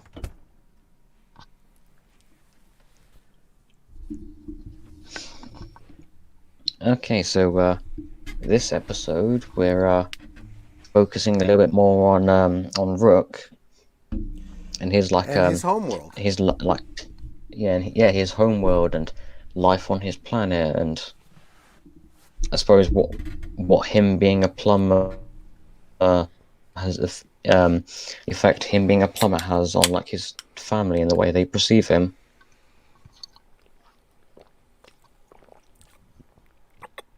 Because you have Rook's youngest brother who really likes Ben and is a fan. And you have I think it was 2 sisters that Rook has. Yeah, I think it's his 2 sisters and then his mother and father.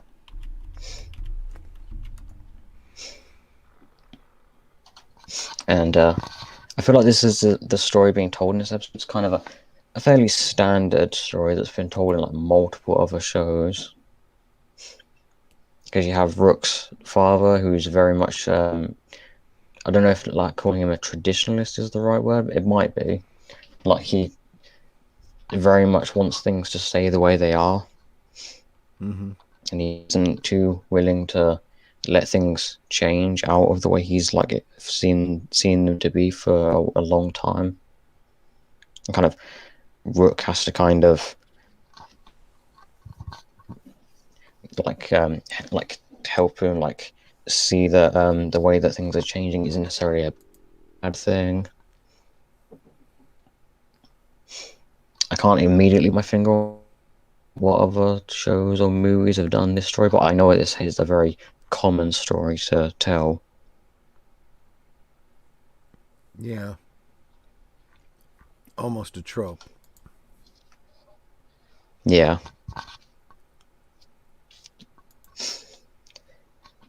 Because, like, I know it was early on when Rook's father is, like, initially doesn't want Ben there because he's an outsider and he's not from this planet and everything.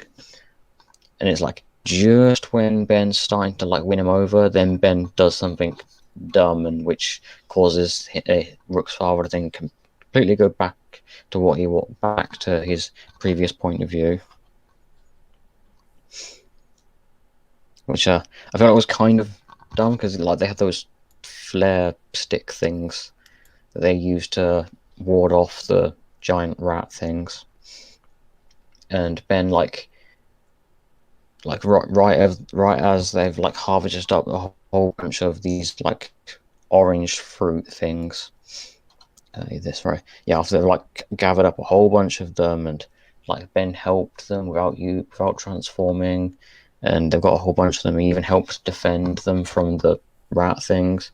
And then right after they finished, right as his father was starting to kind of accept the way things are changing, Ben just sort of throws the flare stick thing behind him without really considering what's going to happen. And then it like hits the floor, sends a flare up into the air, goes straight into the silos behind him and catches on fire, and it makes a whole bunch of them blow up. Mm-hmm. And then Rook's father just then immediately goes right back to his previous point of view before Ben arrived. And they're basically back at square one. Which I feel like that could have been avoided. I feel like Ben probably shouldn't have just thrown the thing away, or thrown the thing away behind him if he didn't know what it can do.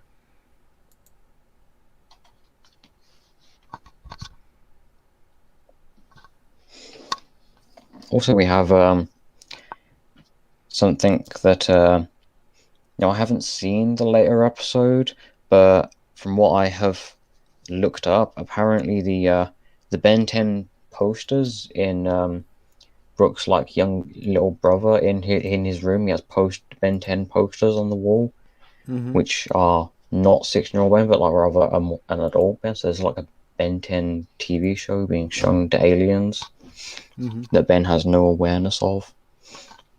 And from what I've looked up, that might be relevant later.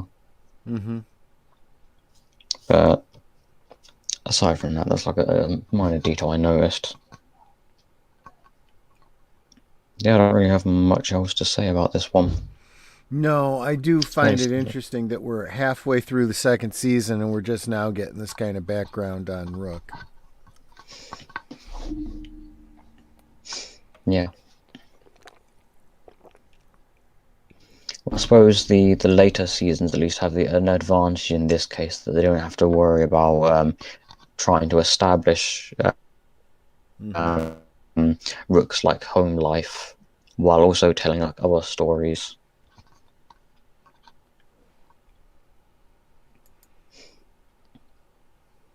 Yeah, and we also have this dude, the guy says bro. I'm assuming that's why the episode is called Bros in Space, because this guy who says bro multiple times is in space. That does make sense. That's I did want to say real quick hi to Melissa Harris. She says, how can Ben take a bath and wash his hands or swim with the watch? That's what she and Jake had been wondering. Well, obviously the Omnitrix is not affected by water because some of the aliens he turns into are actually aquatic creatures that live in the water. Yeah. And Ben has actually fell into water multiple times with the Omnitrix on, and it's not really done anything to the watch. True.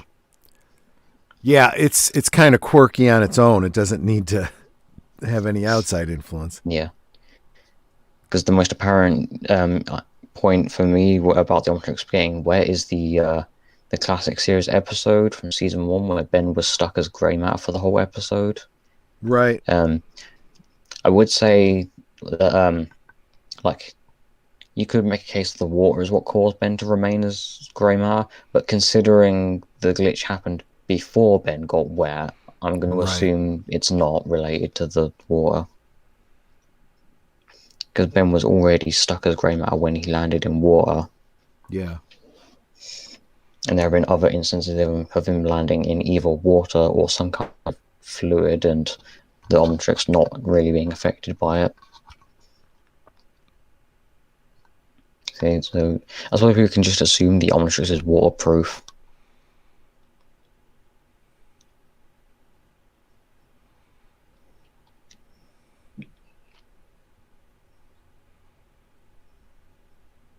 Yep. Do you find this villain that I think we've seen? I think this is the second time we're seeing him now. Do you find him particularly interesting to watch? Not really. Do you find him in any way memorable? No. Can't even remember his name. Is it? Would him saying bro be a memorable trait, or is that more a case of just the fact that I remember that like I was going to say more. It's a little bit grating, and it does stand out in your memory, but not for a good reason. Yeah. So obviously, as these kind of stories go, obviously it ends with Rook's father like accepting the way that his planet is changing, and his son has like joined the plumbers when you didn't necessarily want him to, and like everything's not going how he wants, but he's accepted that. Yeah, it's like, get over it, Dad. Yeah, that's how most episodes that use this story end up going.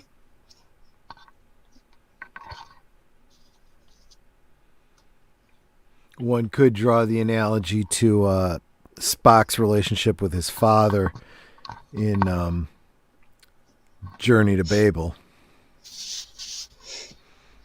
Yeah. They might have intended that, but I can't really say for certain. Right. I mean, Rook does kind of act like Spock sometimes. Well, obviously not identical, but similar. Sure. Even has pointed ears. It does feed into the sci-fi tropes.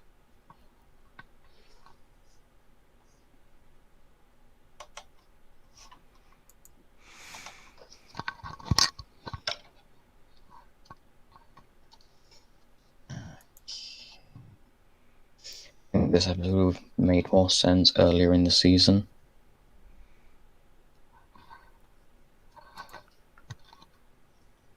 Yeah.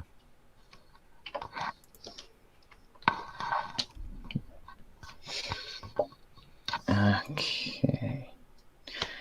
Next episode, Arrested Development.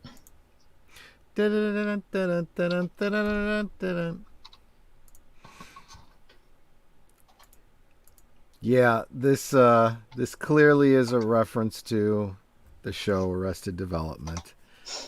Yeah. And another throwback to give us another reason to have a young Ben. Yep. Although this time, like present day Ben is reduced in age.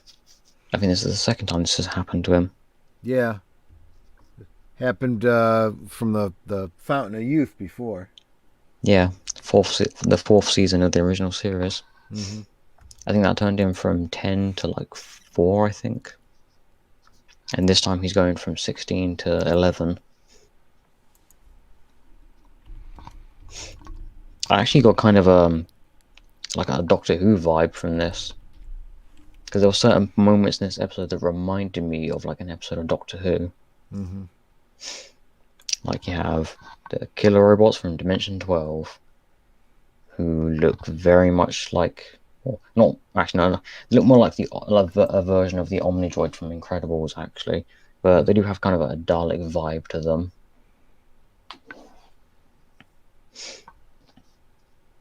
And we also have like another part where they're in like a tall tower and a portal is opened in like either in that tower or above it that then releases a whole bunch of killer robots from Dimension 12 and it starts swarming the place. Mm-hmm. And they defeat them by like causing them these killer robots to then be all sucked in that portal.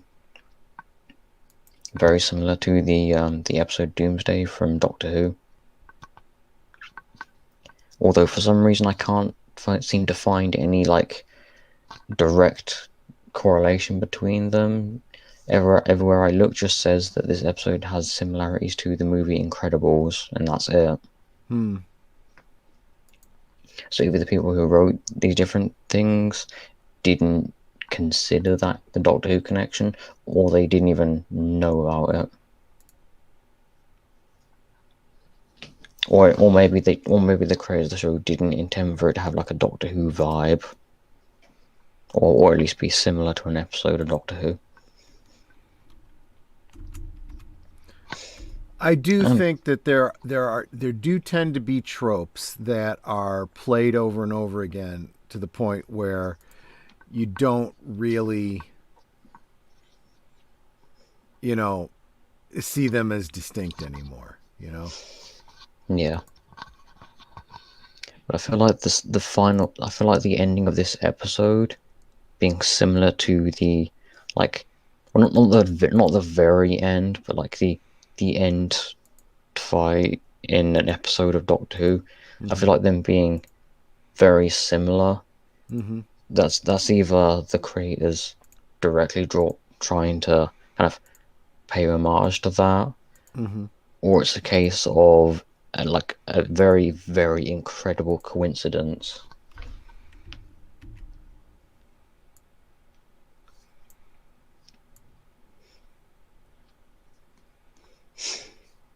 And we also have another villain for Ben who has an inferiority complex and superiority complex because he thinks he's better than everyone else.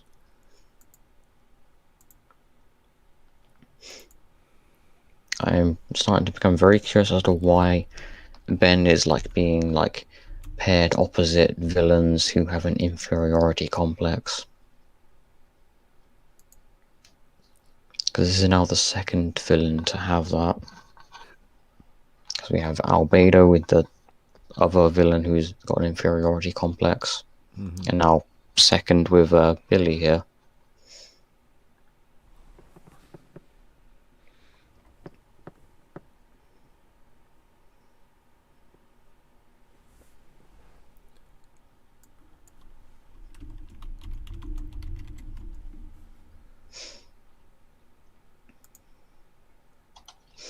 I don't really have much to say about this episode either. It's really just the villain takes control of the killer robots from Dimension 12. He's then too impatient and breaks something, and then they're no longer under his control, and they turn on him. Yeah. And then he has to go to Ben to get help stopping them.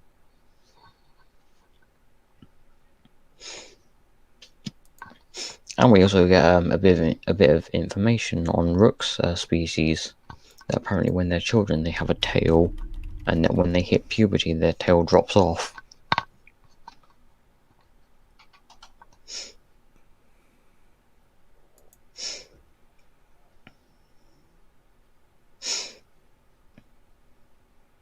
I'm assuming you also have very little to say about this episode. I really do, yeah. I mean, it's... I don't know. I keep going back to that one episode of Star Trek: The Next Generation where Picard and some of the civilians get turned into Ensign kids. Rowe, I think, also. Yeah, it's like, okay, again with this trope.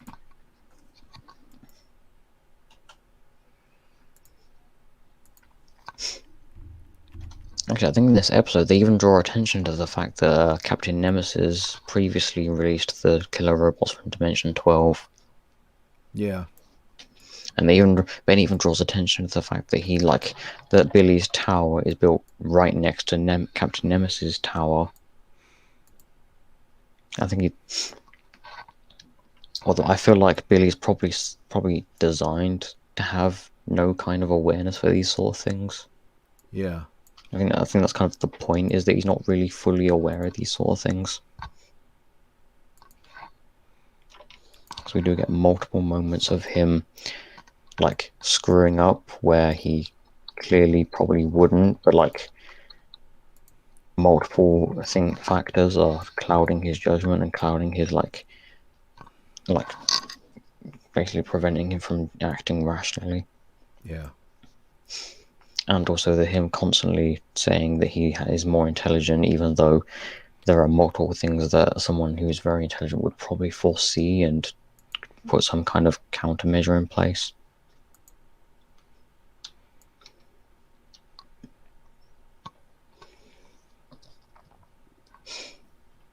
Okay, only 3 episodes left. Okay, next, Rules of Engagement. It's the name of a sitcom, isn't it? Yeah, it's the name of a sitcom, isn't it? It might be, yeah. I mean, this episode is like a more violent sitcom scenario.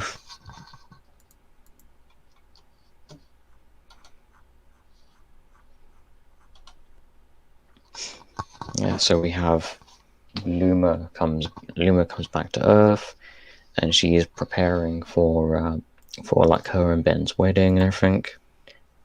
Or the previous episode, they said that the wedding would occur in like 3 years.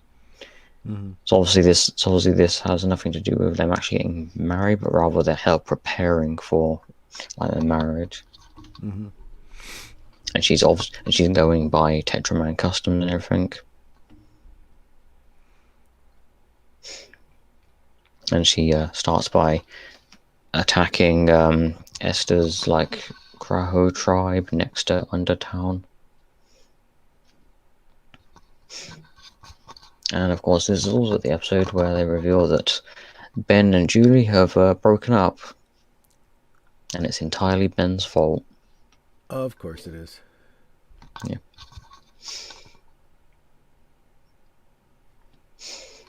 Yeah. I mean, this is like a complicated situation, because I understand that relationships sometimes don't work out, but like sometimes I feel like they probably could have handled this better, because it's like very clearly Ben's fault, and like and there's even part of Ben definitely could have like tried to prevent this like breakup from happening and actually done something about it, but like didn't. Mm-hmm. So I feel like in this episode, the writers like are very clearly wanting it to be Ben, like wanting to hammer in the point that like this is all Ben's fault. Yeah.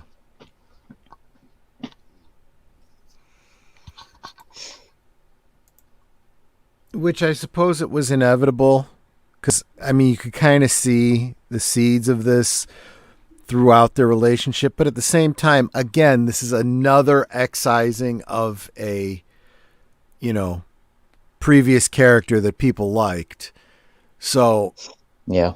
really, you're stripping away everything that the fans liked about this show, and then you wonder why it doesn't do so well. There was actually a divide behind the scenes on like this whole breaking up Ben and Julie's relationship, with some people on the production liking their relationship, and then other people on like the complete opposite side who don't like Ben and Julie's relationship. And I would have to argue it doesn't really matter what you people in the production think. What matters is what the fans think. Your job is to make a show that the fans are going to like, not a show that you're going to like. That's called fan fiction. That's for you to write in your notebook at home and not share with anyone. Yeah. And also, what was it? And there's also the other inevitability of this, that obviously we've seen at least one future where Ben is married to someone else and has a child with someone else. Mm-hmm. By the time he's like 30 or 40, so obvious, although that was a possible future. And given that possible future was in the original series, which we've already established, I think multiple people on the production, including the art designer Jarrett Day Wyatt, they all prefer the original series, so obviously they're going to go more towards original series stuff from the original series. Mm-hmm. So I think it was either the final episode or the final 2 episodes. One of those I remember seeing ages ago, and I recall that they had the future version of one of the future versions of Ben was in a relationship with Kai from the original series, like an older grown up Kai. Mm-hmm. So I'm thinking they're probably going to start moving in that direction at some point. So it's like, yeah, that's clearly like the inevitability of Ben's future at this point. But apart from that, I feel like they probably definitely could have handled this, like the breakup of these two characters, better.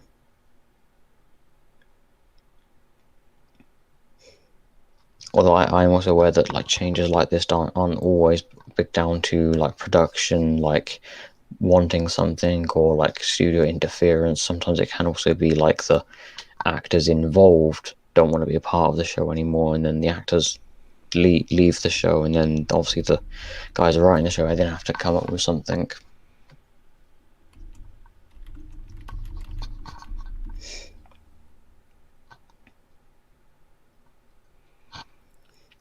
We could probably get more out of this, like just talking about specific elements related to this episode rather than the episode itself. Yeah, I mean, we definitely have the pushing of the, the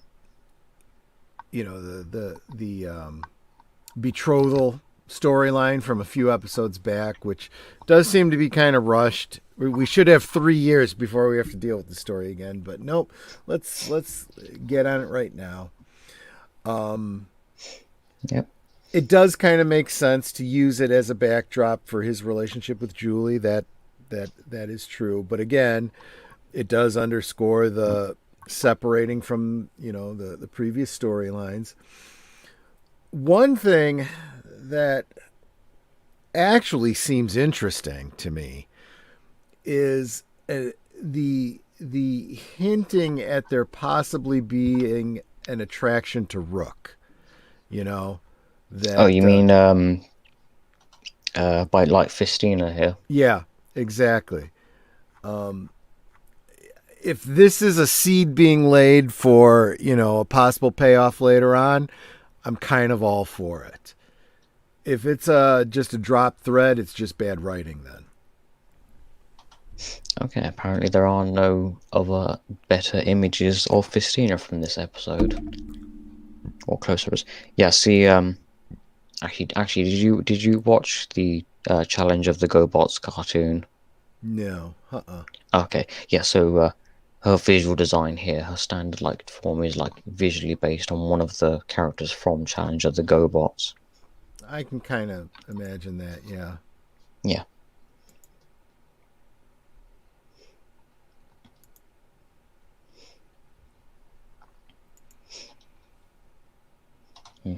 I did also find it funny that that Rook's like continuously like ignoring Fistina or trying to like focus on something else.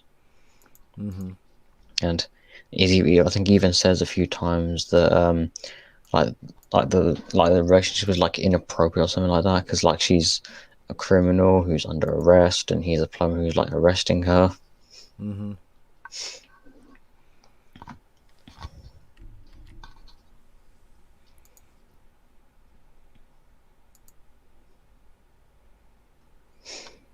We also have Julie has a new boyfriend that is introduced at the beginning of the episode. Mm-hmm. Who's French. I also find it funny that he was voiced by Yuri Lowenfeld, who is Ben's voice actor. I don't know if he knows French or if he was just like pretending to, but although to be fair, I don't know French, so I don't actually know if he was speaking genuine French or not. Mm-hmm. Although he didn't really say any like French words in the actual episode that often. He mostly just spoke in English with a French accent, and then occasionally said a French word.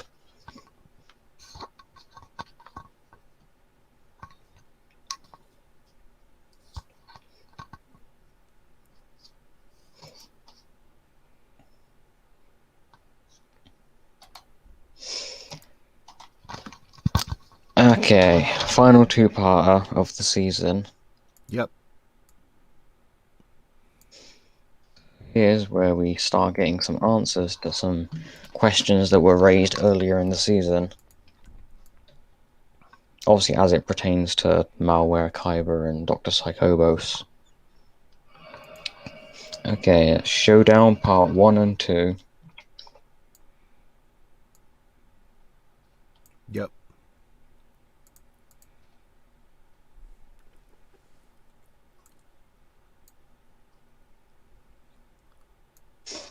I imagine Google is probably going to be... yep, okay, Google is even though I've said Showdown Part 1, Google is showing me images from Part 1 and Part 2. So, yeah, there's a mix in here. I pretty much expected that would happen.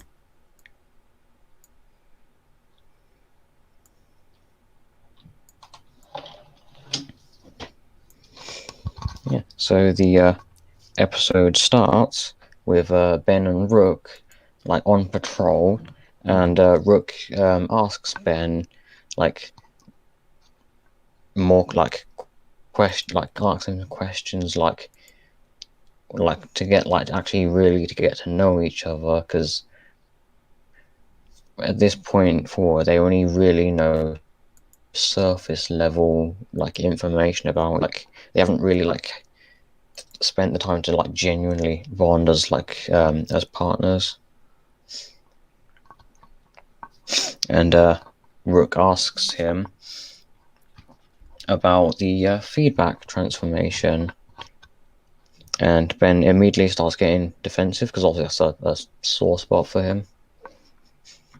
And obviously they don't immediately answer the question, but they are at this point directly pointing out and drawing attention to something that I'm sure people who have been watching the show from the first episode have probably had, is that 11-year-old Ben has been turning into feedback a whole bunch of times. Mm-hmm. But then when we go over to 16-year-old Ben, he's not turned into feedback whatsoever. And I'm sure the question that's been hanging over that is, why isn't he turning into feedback? As like, why isn't 16-year-old Ben turning into feedback? And like, what's happened there, and why is that? That's like a question that's been hanging over that for the like majority of this season and the first season. Now we are finally going to get an answer.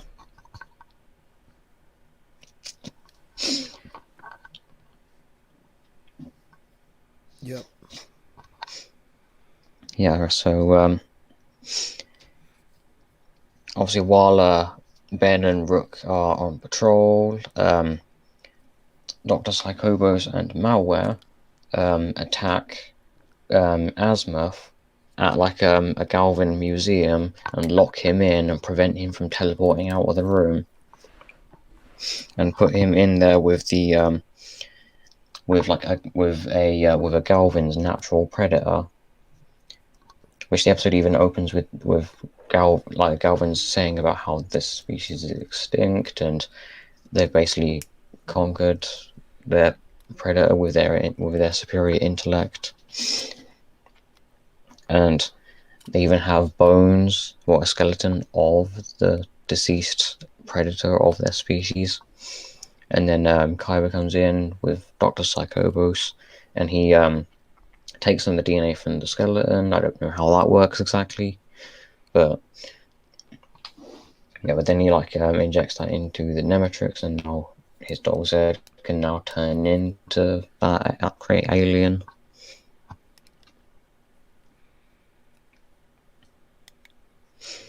And they then pit this predator against Azimuth. Obviously, Dr. Psychobus is using this as an example of proving that cerebral crustaceans are more intelligent than Galvins. Yeah. And we have another villain who has an inferiority complex. Yeah. Would it be superiority complex considering he keeps saying about how he's smarter than Azimuth? Which, again, I do want to point out comes off very Frankenstein. You know, the creature, the created, feeling that he's superior to his creator. Yeah. Yeah, I definitely get that from Malware. I mean, I think at one point he even refers to Azimuth as his father. Yeah.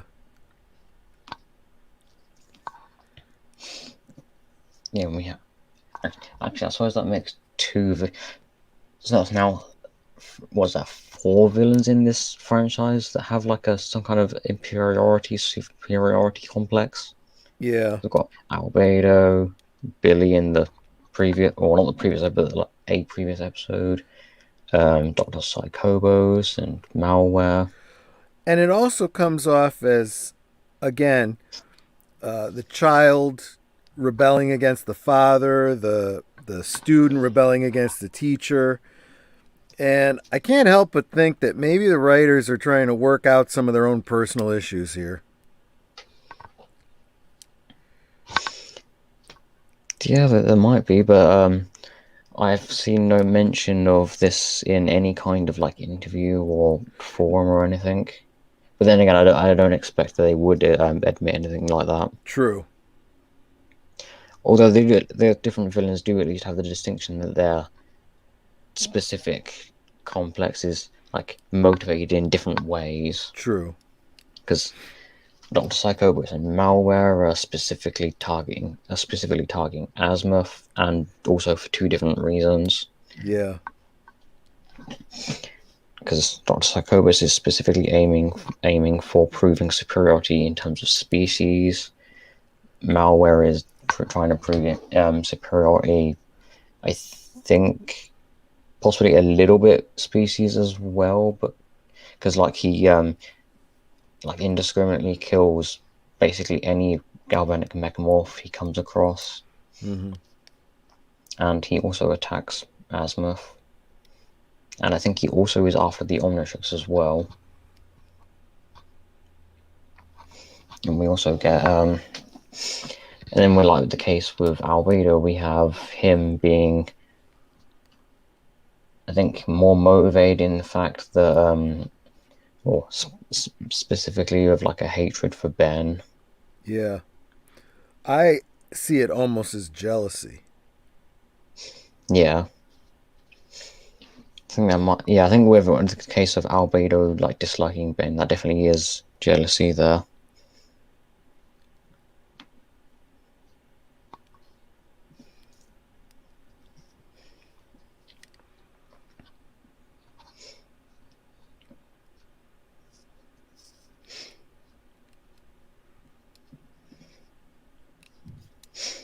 And we also have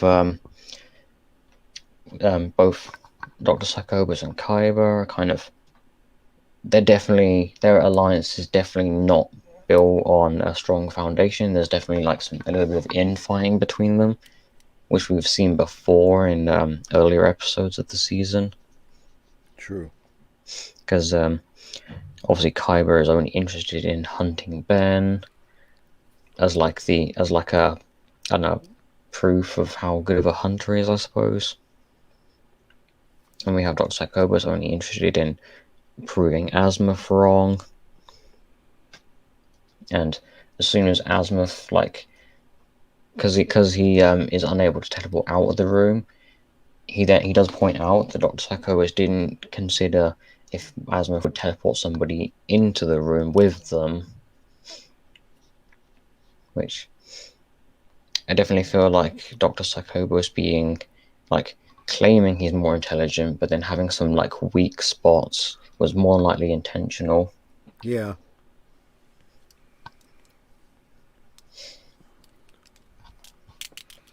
Yeah, we have so Azimuth teleports Ben and Rook into the room with them. And I like the fact that Azimuth like takes Rook's proto tool and starts carving like a bone into the shape of a whistle, and then he uses it to he whistles into that, and then uses it to get Zed to turn back to a normal alien dog. Right. And obviously kind of going back and forth because both him and Kyra are both whistling, so Zed's kind of getting confused as to who's commanding him or what's going on. So he's going back and forth, Mm-hmm.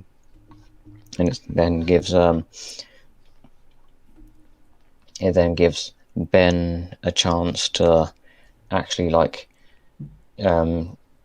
restrain Zed, and also you have Dr. Sakobo and Kyber. Then they start fighting each other, which gives them even more of an opportunity. And Azimuth turns Zed into, or he uses the whistle to command Zed to turn into this thing. I don't know what its species is actually called, but it's a natural predator of a cerebral crustacean.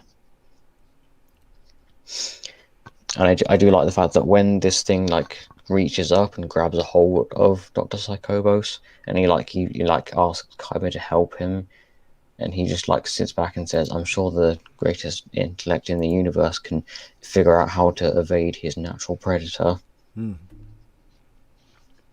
Which is exactly what you'd expect out of villains teaming up. I do like the idea of the Nemetrix and the way that it's been utilized throughout the show. Yeah.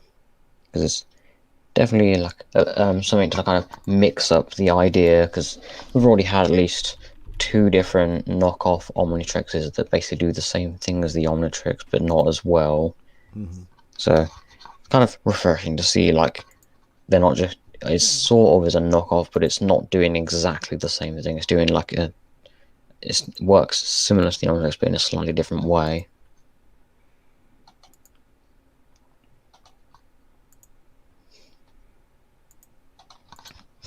Yeah, with the obviously the most, I suppose, the more interesting part of this episode is when Ben actually is basically forced into a situation where he has to reveal what happened between him and Malware, which caused him to no longer turn into feedback. Mm-hmm. And that's because Ben was we get a quick montage of 11-year-old Ben basically defaulting to using feedback for basically every scenario that they get into. Mm-hmm.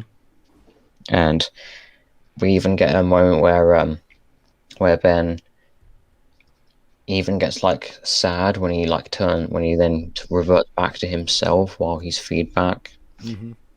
So it's clearly there's something wrong going on here. I suppose you could equate it to an addiction, I suppose. Sure. Or an obsession, an obsessive compulsive disorder or something like Even that. to the point of apparently going through withdrawal when he turns back.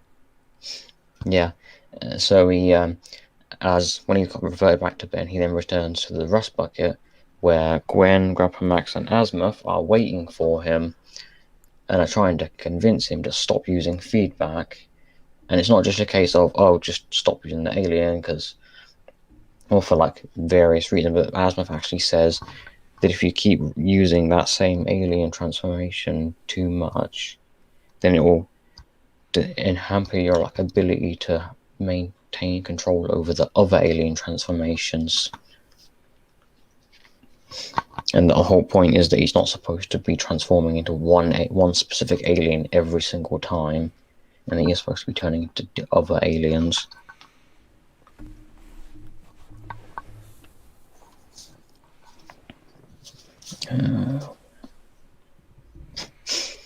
Yeah, I have actually like separated my notes for the two parts of the episodes. Like, I haven't written out the episode title two different times. I've rather written it once, and then I've split the notes in two based on which episodes I was watching when I was taking the notes. Mm-hmm.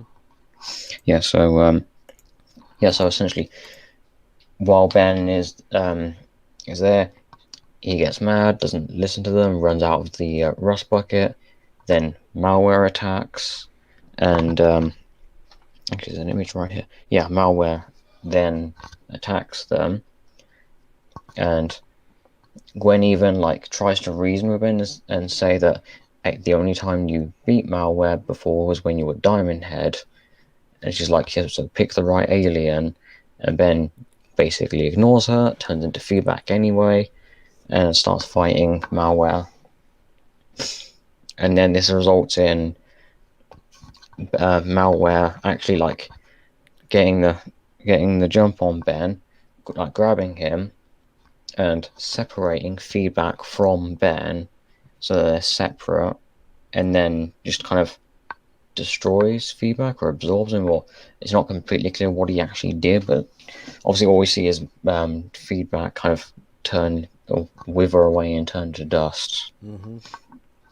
And because of how attached Ben was to the feedback as a transformation and how reliant on that form he was, this kind of emotionally breaks him, I suppose you could interpret it as. Sure. And he like actually then punches like right into malware with like where the Omnitrix arm, and this kind of results in malware kind of starting to absorb the Omnitrix, but then it overloads him for some reason, and he just sort of evaporates into nothing. And obviously this doesn't kill malware because he's present he's alive still in the present day, but they don't actually explain how malware survived this.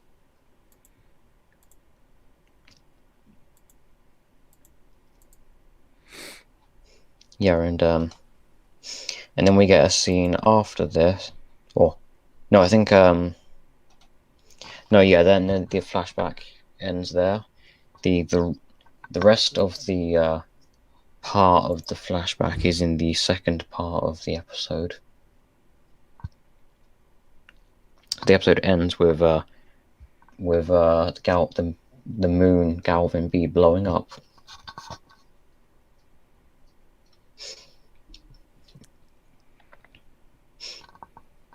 Yes. Okay, I would change Google to say like Showdown Part 2, but images for Showdown Part 2 are already like are already like spread out across the Google search already. Huh. So there's probably no point in me changing like what I'm searching.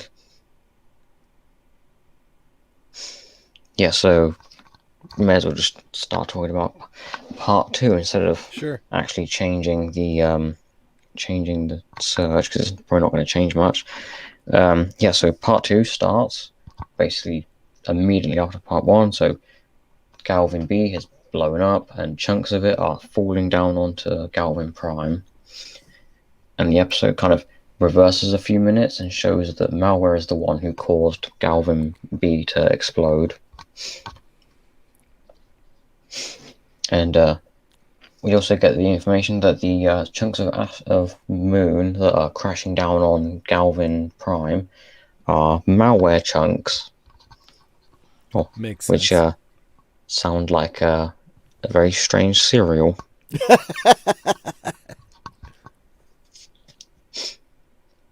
I have no idea if they would actually sell, if like they actually made cereal called malware chunks. I have no idea. I imagine it would probably get the wrong impression for some people, given that malware is a form of computer virus. Right.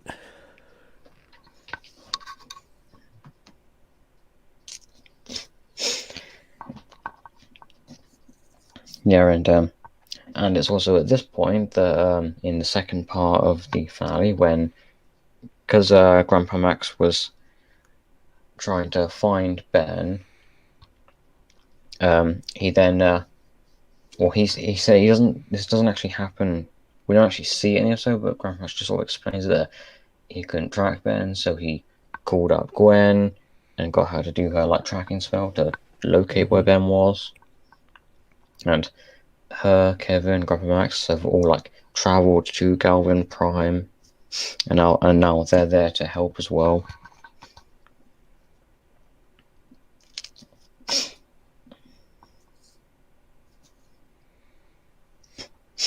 Yeah, and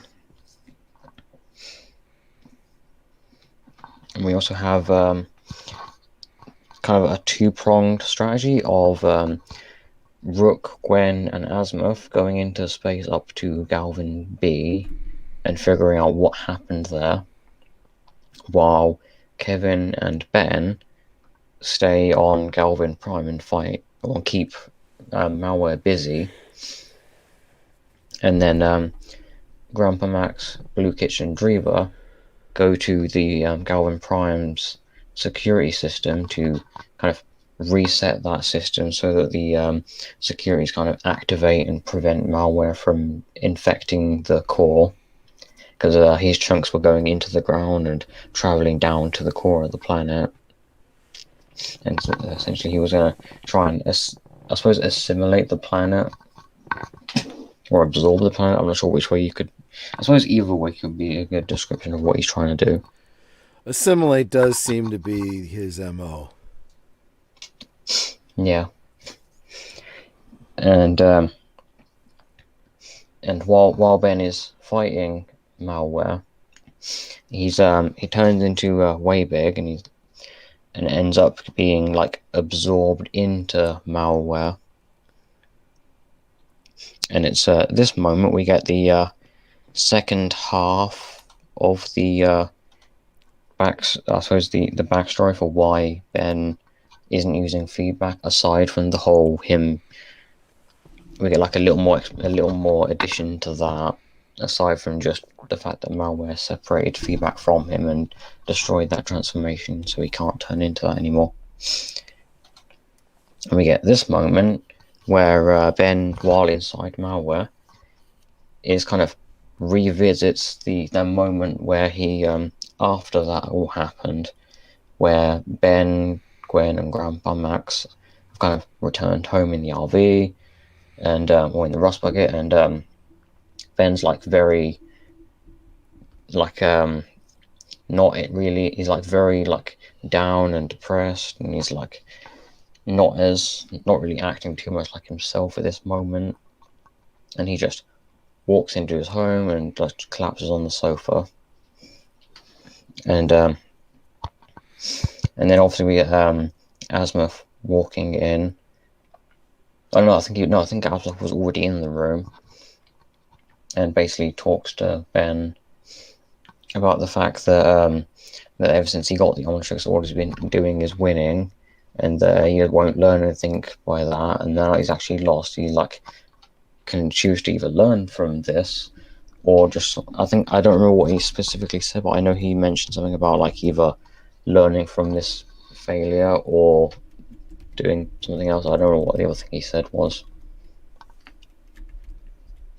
Yeah, Azimuth basically tried to give Ben some kind of like pep talk, I suppose you could interpret. And then immediately after this, then we have 11-year-old Ben starts talking to 16-year-old Ben, which I'm pretty sure this isn't like a case of like an actual like time travel thing, but I think this is more of Ben kind of internally talking with himself. Mm-hmm. And he basically basically he reconciles with his like younger self about what happened, and that like just sort of wallowing in self-pity and beating himself up over this isn't going to help, or isn't going to change anything, and isn't going to solve anything, or isn't going to solve any problem, or do any favors for any of the villains they go up against, or for themselves specifically, or for himself specifically. Yeah. This is probably my favorite moment in like season 2. Yeah. And I think a while ago, I did actually see a video on YouTube, like analyzing this scene and like talking about like the real world implications of something like this, and like what people would actually, what what like real world situations in situations like this, where someone's like goes through something like this, obviously without the alien transformations. Sure. And I thought I don't actually remember what the video was called or who the creator or anything like that. I don't actually remember. I thought they'd pretty decent job of like analyzing the scene and like, you know, getting something out of it and explaining that. And I basically turned off the video as soon as the person then started relating this to queer theory. Yeah. The second the person started talking about how this relates to queer theory and how someone who is queer, and I'm like, okay, no, I'm not gonna watch any more of this.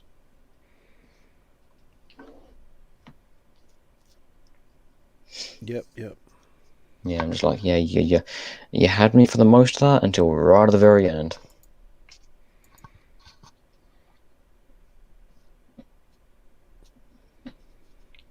But yeah, what else was there?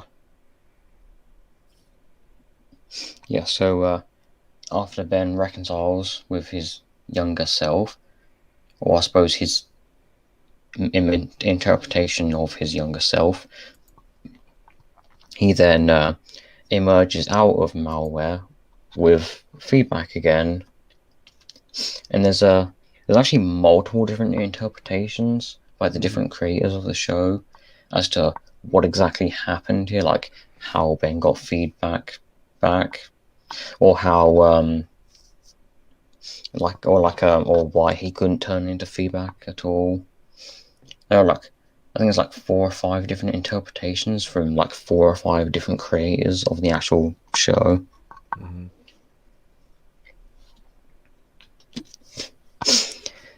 Yeah, so oh yeah, we also have right near the end we have the galvanic mechamorphs come to life, or come back to life, and help defeat malware, and then also Azimuth, Gwen, and Rook then return with the with like saying that they've like fixed the problem with Galvin B, or they figured out what was going on there and they fixed it.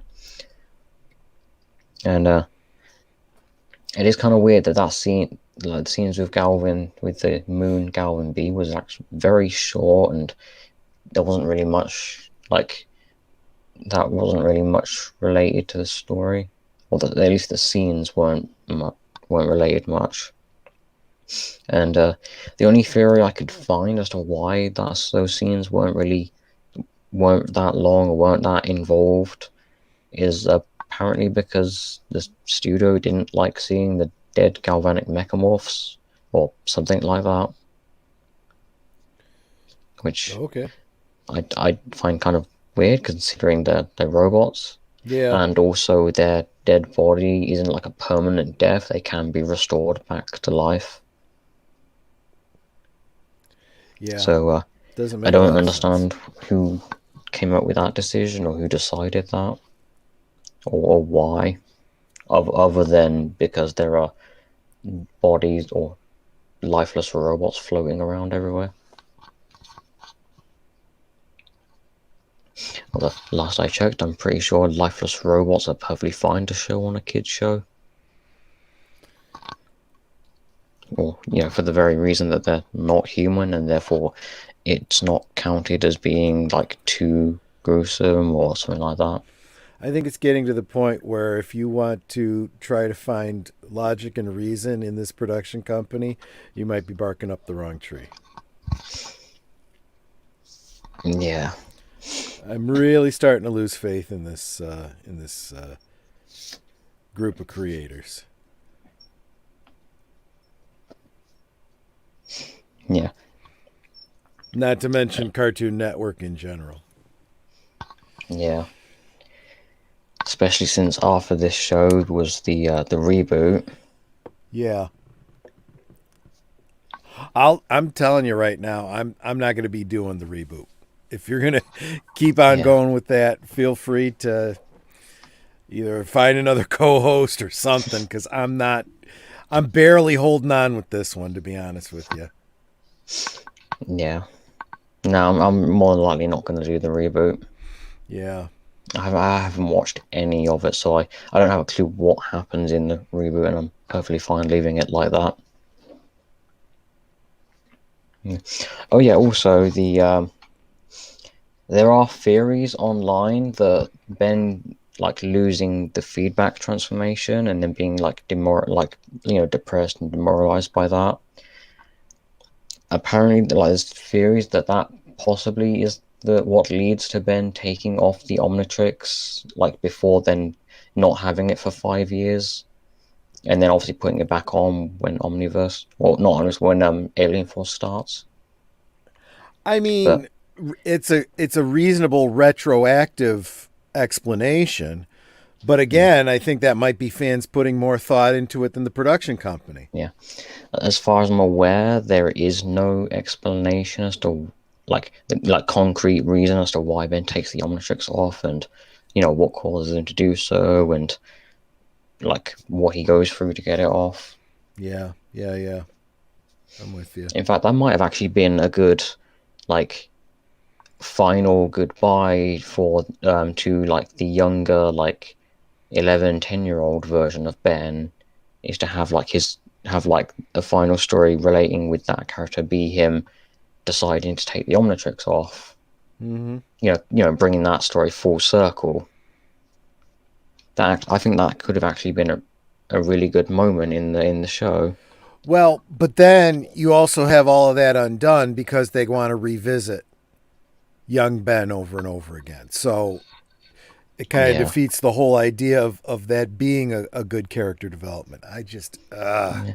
I suppose they could have either done that during the middle of the season or at the very end of the show itself. right, right, right. Either of those could have been a good option. Yeah. Yeah. That way we could have I suppose metaphorically and literally put to rest the younger version of Ben that the studio keeps pushing for True. and continuing on with a present day teenage Ben. But as far as I'm aware, it doesn't go that way. Nope. Nope. It seems to be that's why they do the reboot in general. It's because they want to go back to young Ben. Yeah. I think by the end of Omniverse they were like, okay, it's not working. We may as well just completely scrap it and start over and just can have it be 10-year-old Ben the whole time. Which is exactly my point about misapplication of the reason. You chose exactly the wrong reason. Yeah. Oh well.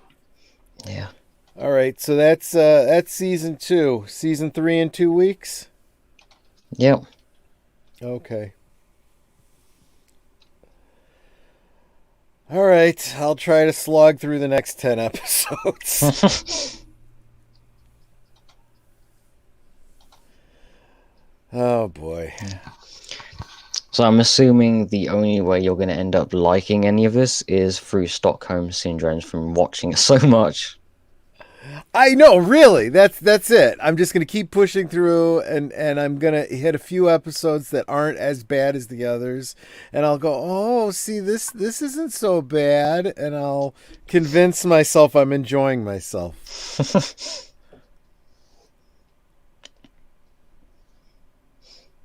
Yeah, maybe by the time we then finish this and get over and move over to Transformers, and end up circling back and actually start enjoying what we're watching. Yeah, probably right. Yeah, probably right. Or would it be like safe to say that at this point through the show, you're just basically waiting for the moment for it to end so we can move over to Transformers? Kind of. That's kind of where I am. I still have enough in me. I'm hoping that something turns around and there does get to be something in it that I enjoy. But I'll tell you, this last season, especially with the reintroduction of Gwen, no, I'm kind of losing hope here. Yeah. It might just be like personal preference, but I like the design for Gwen in this show. That's more than likely personal preference. Could be. Yeah. Alrighty. Yeah. Still got like 6 more seasons. I know. Yeah. Maybe one of them will hit the marks. Probably the last one.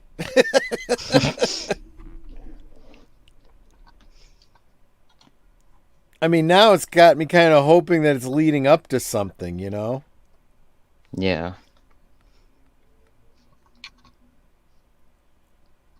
I mean, hey, Professor Paradox hasn't shown up yet. Yeah, but unfortunately, I've already seen the redesign on that character, and I'm not too digging that. They turned him into a steampunk Reed Richards, it looks like. Yeah, because I actually read the wiki on Professor Paradox's design, and apparently there are references to, like, 2 different references to Doctor Who in his design. Yeah, like there weren't enough Doctor Who references in the character, right? Yeah. All right, so on to season 3.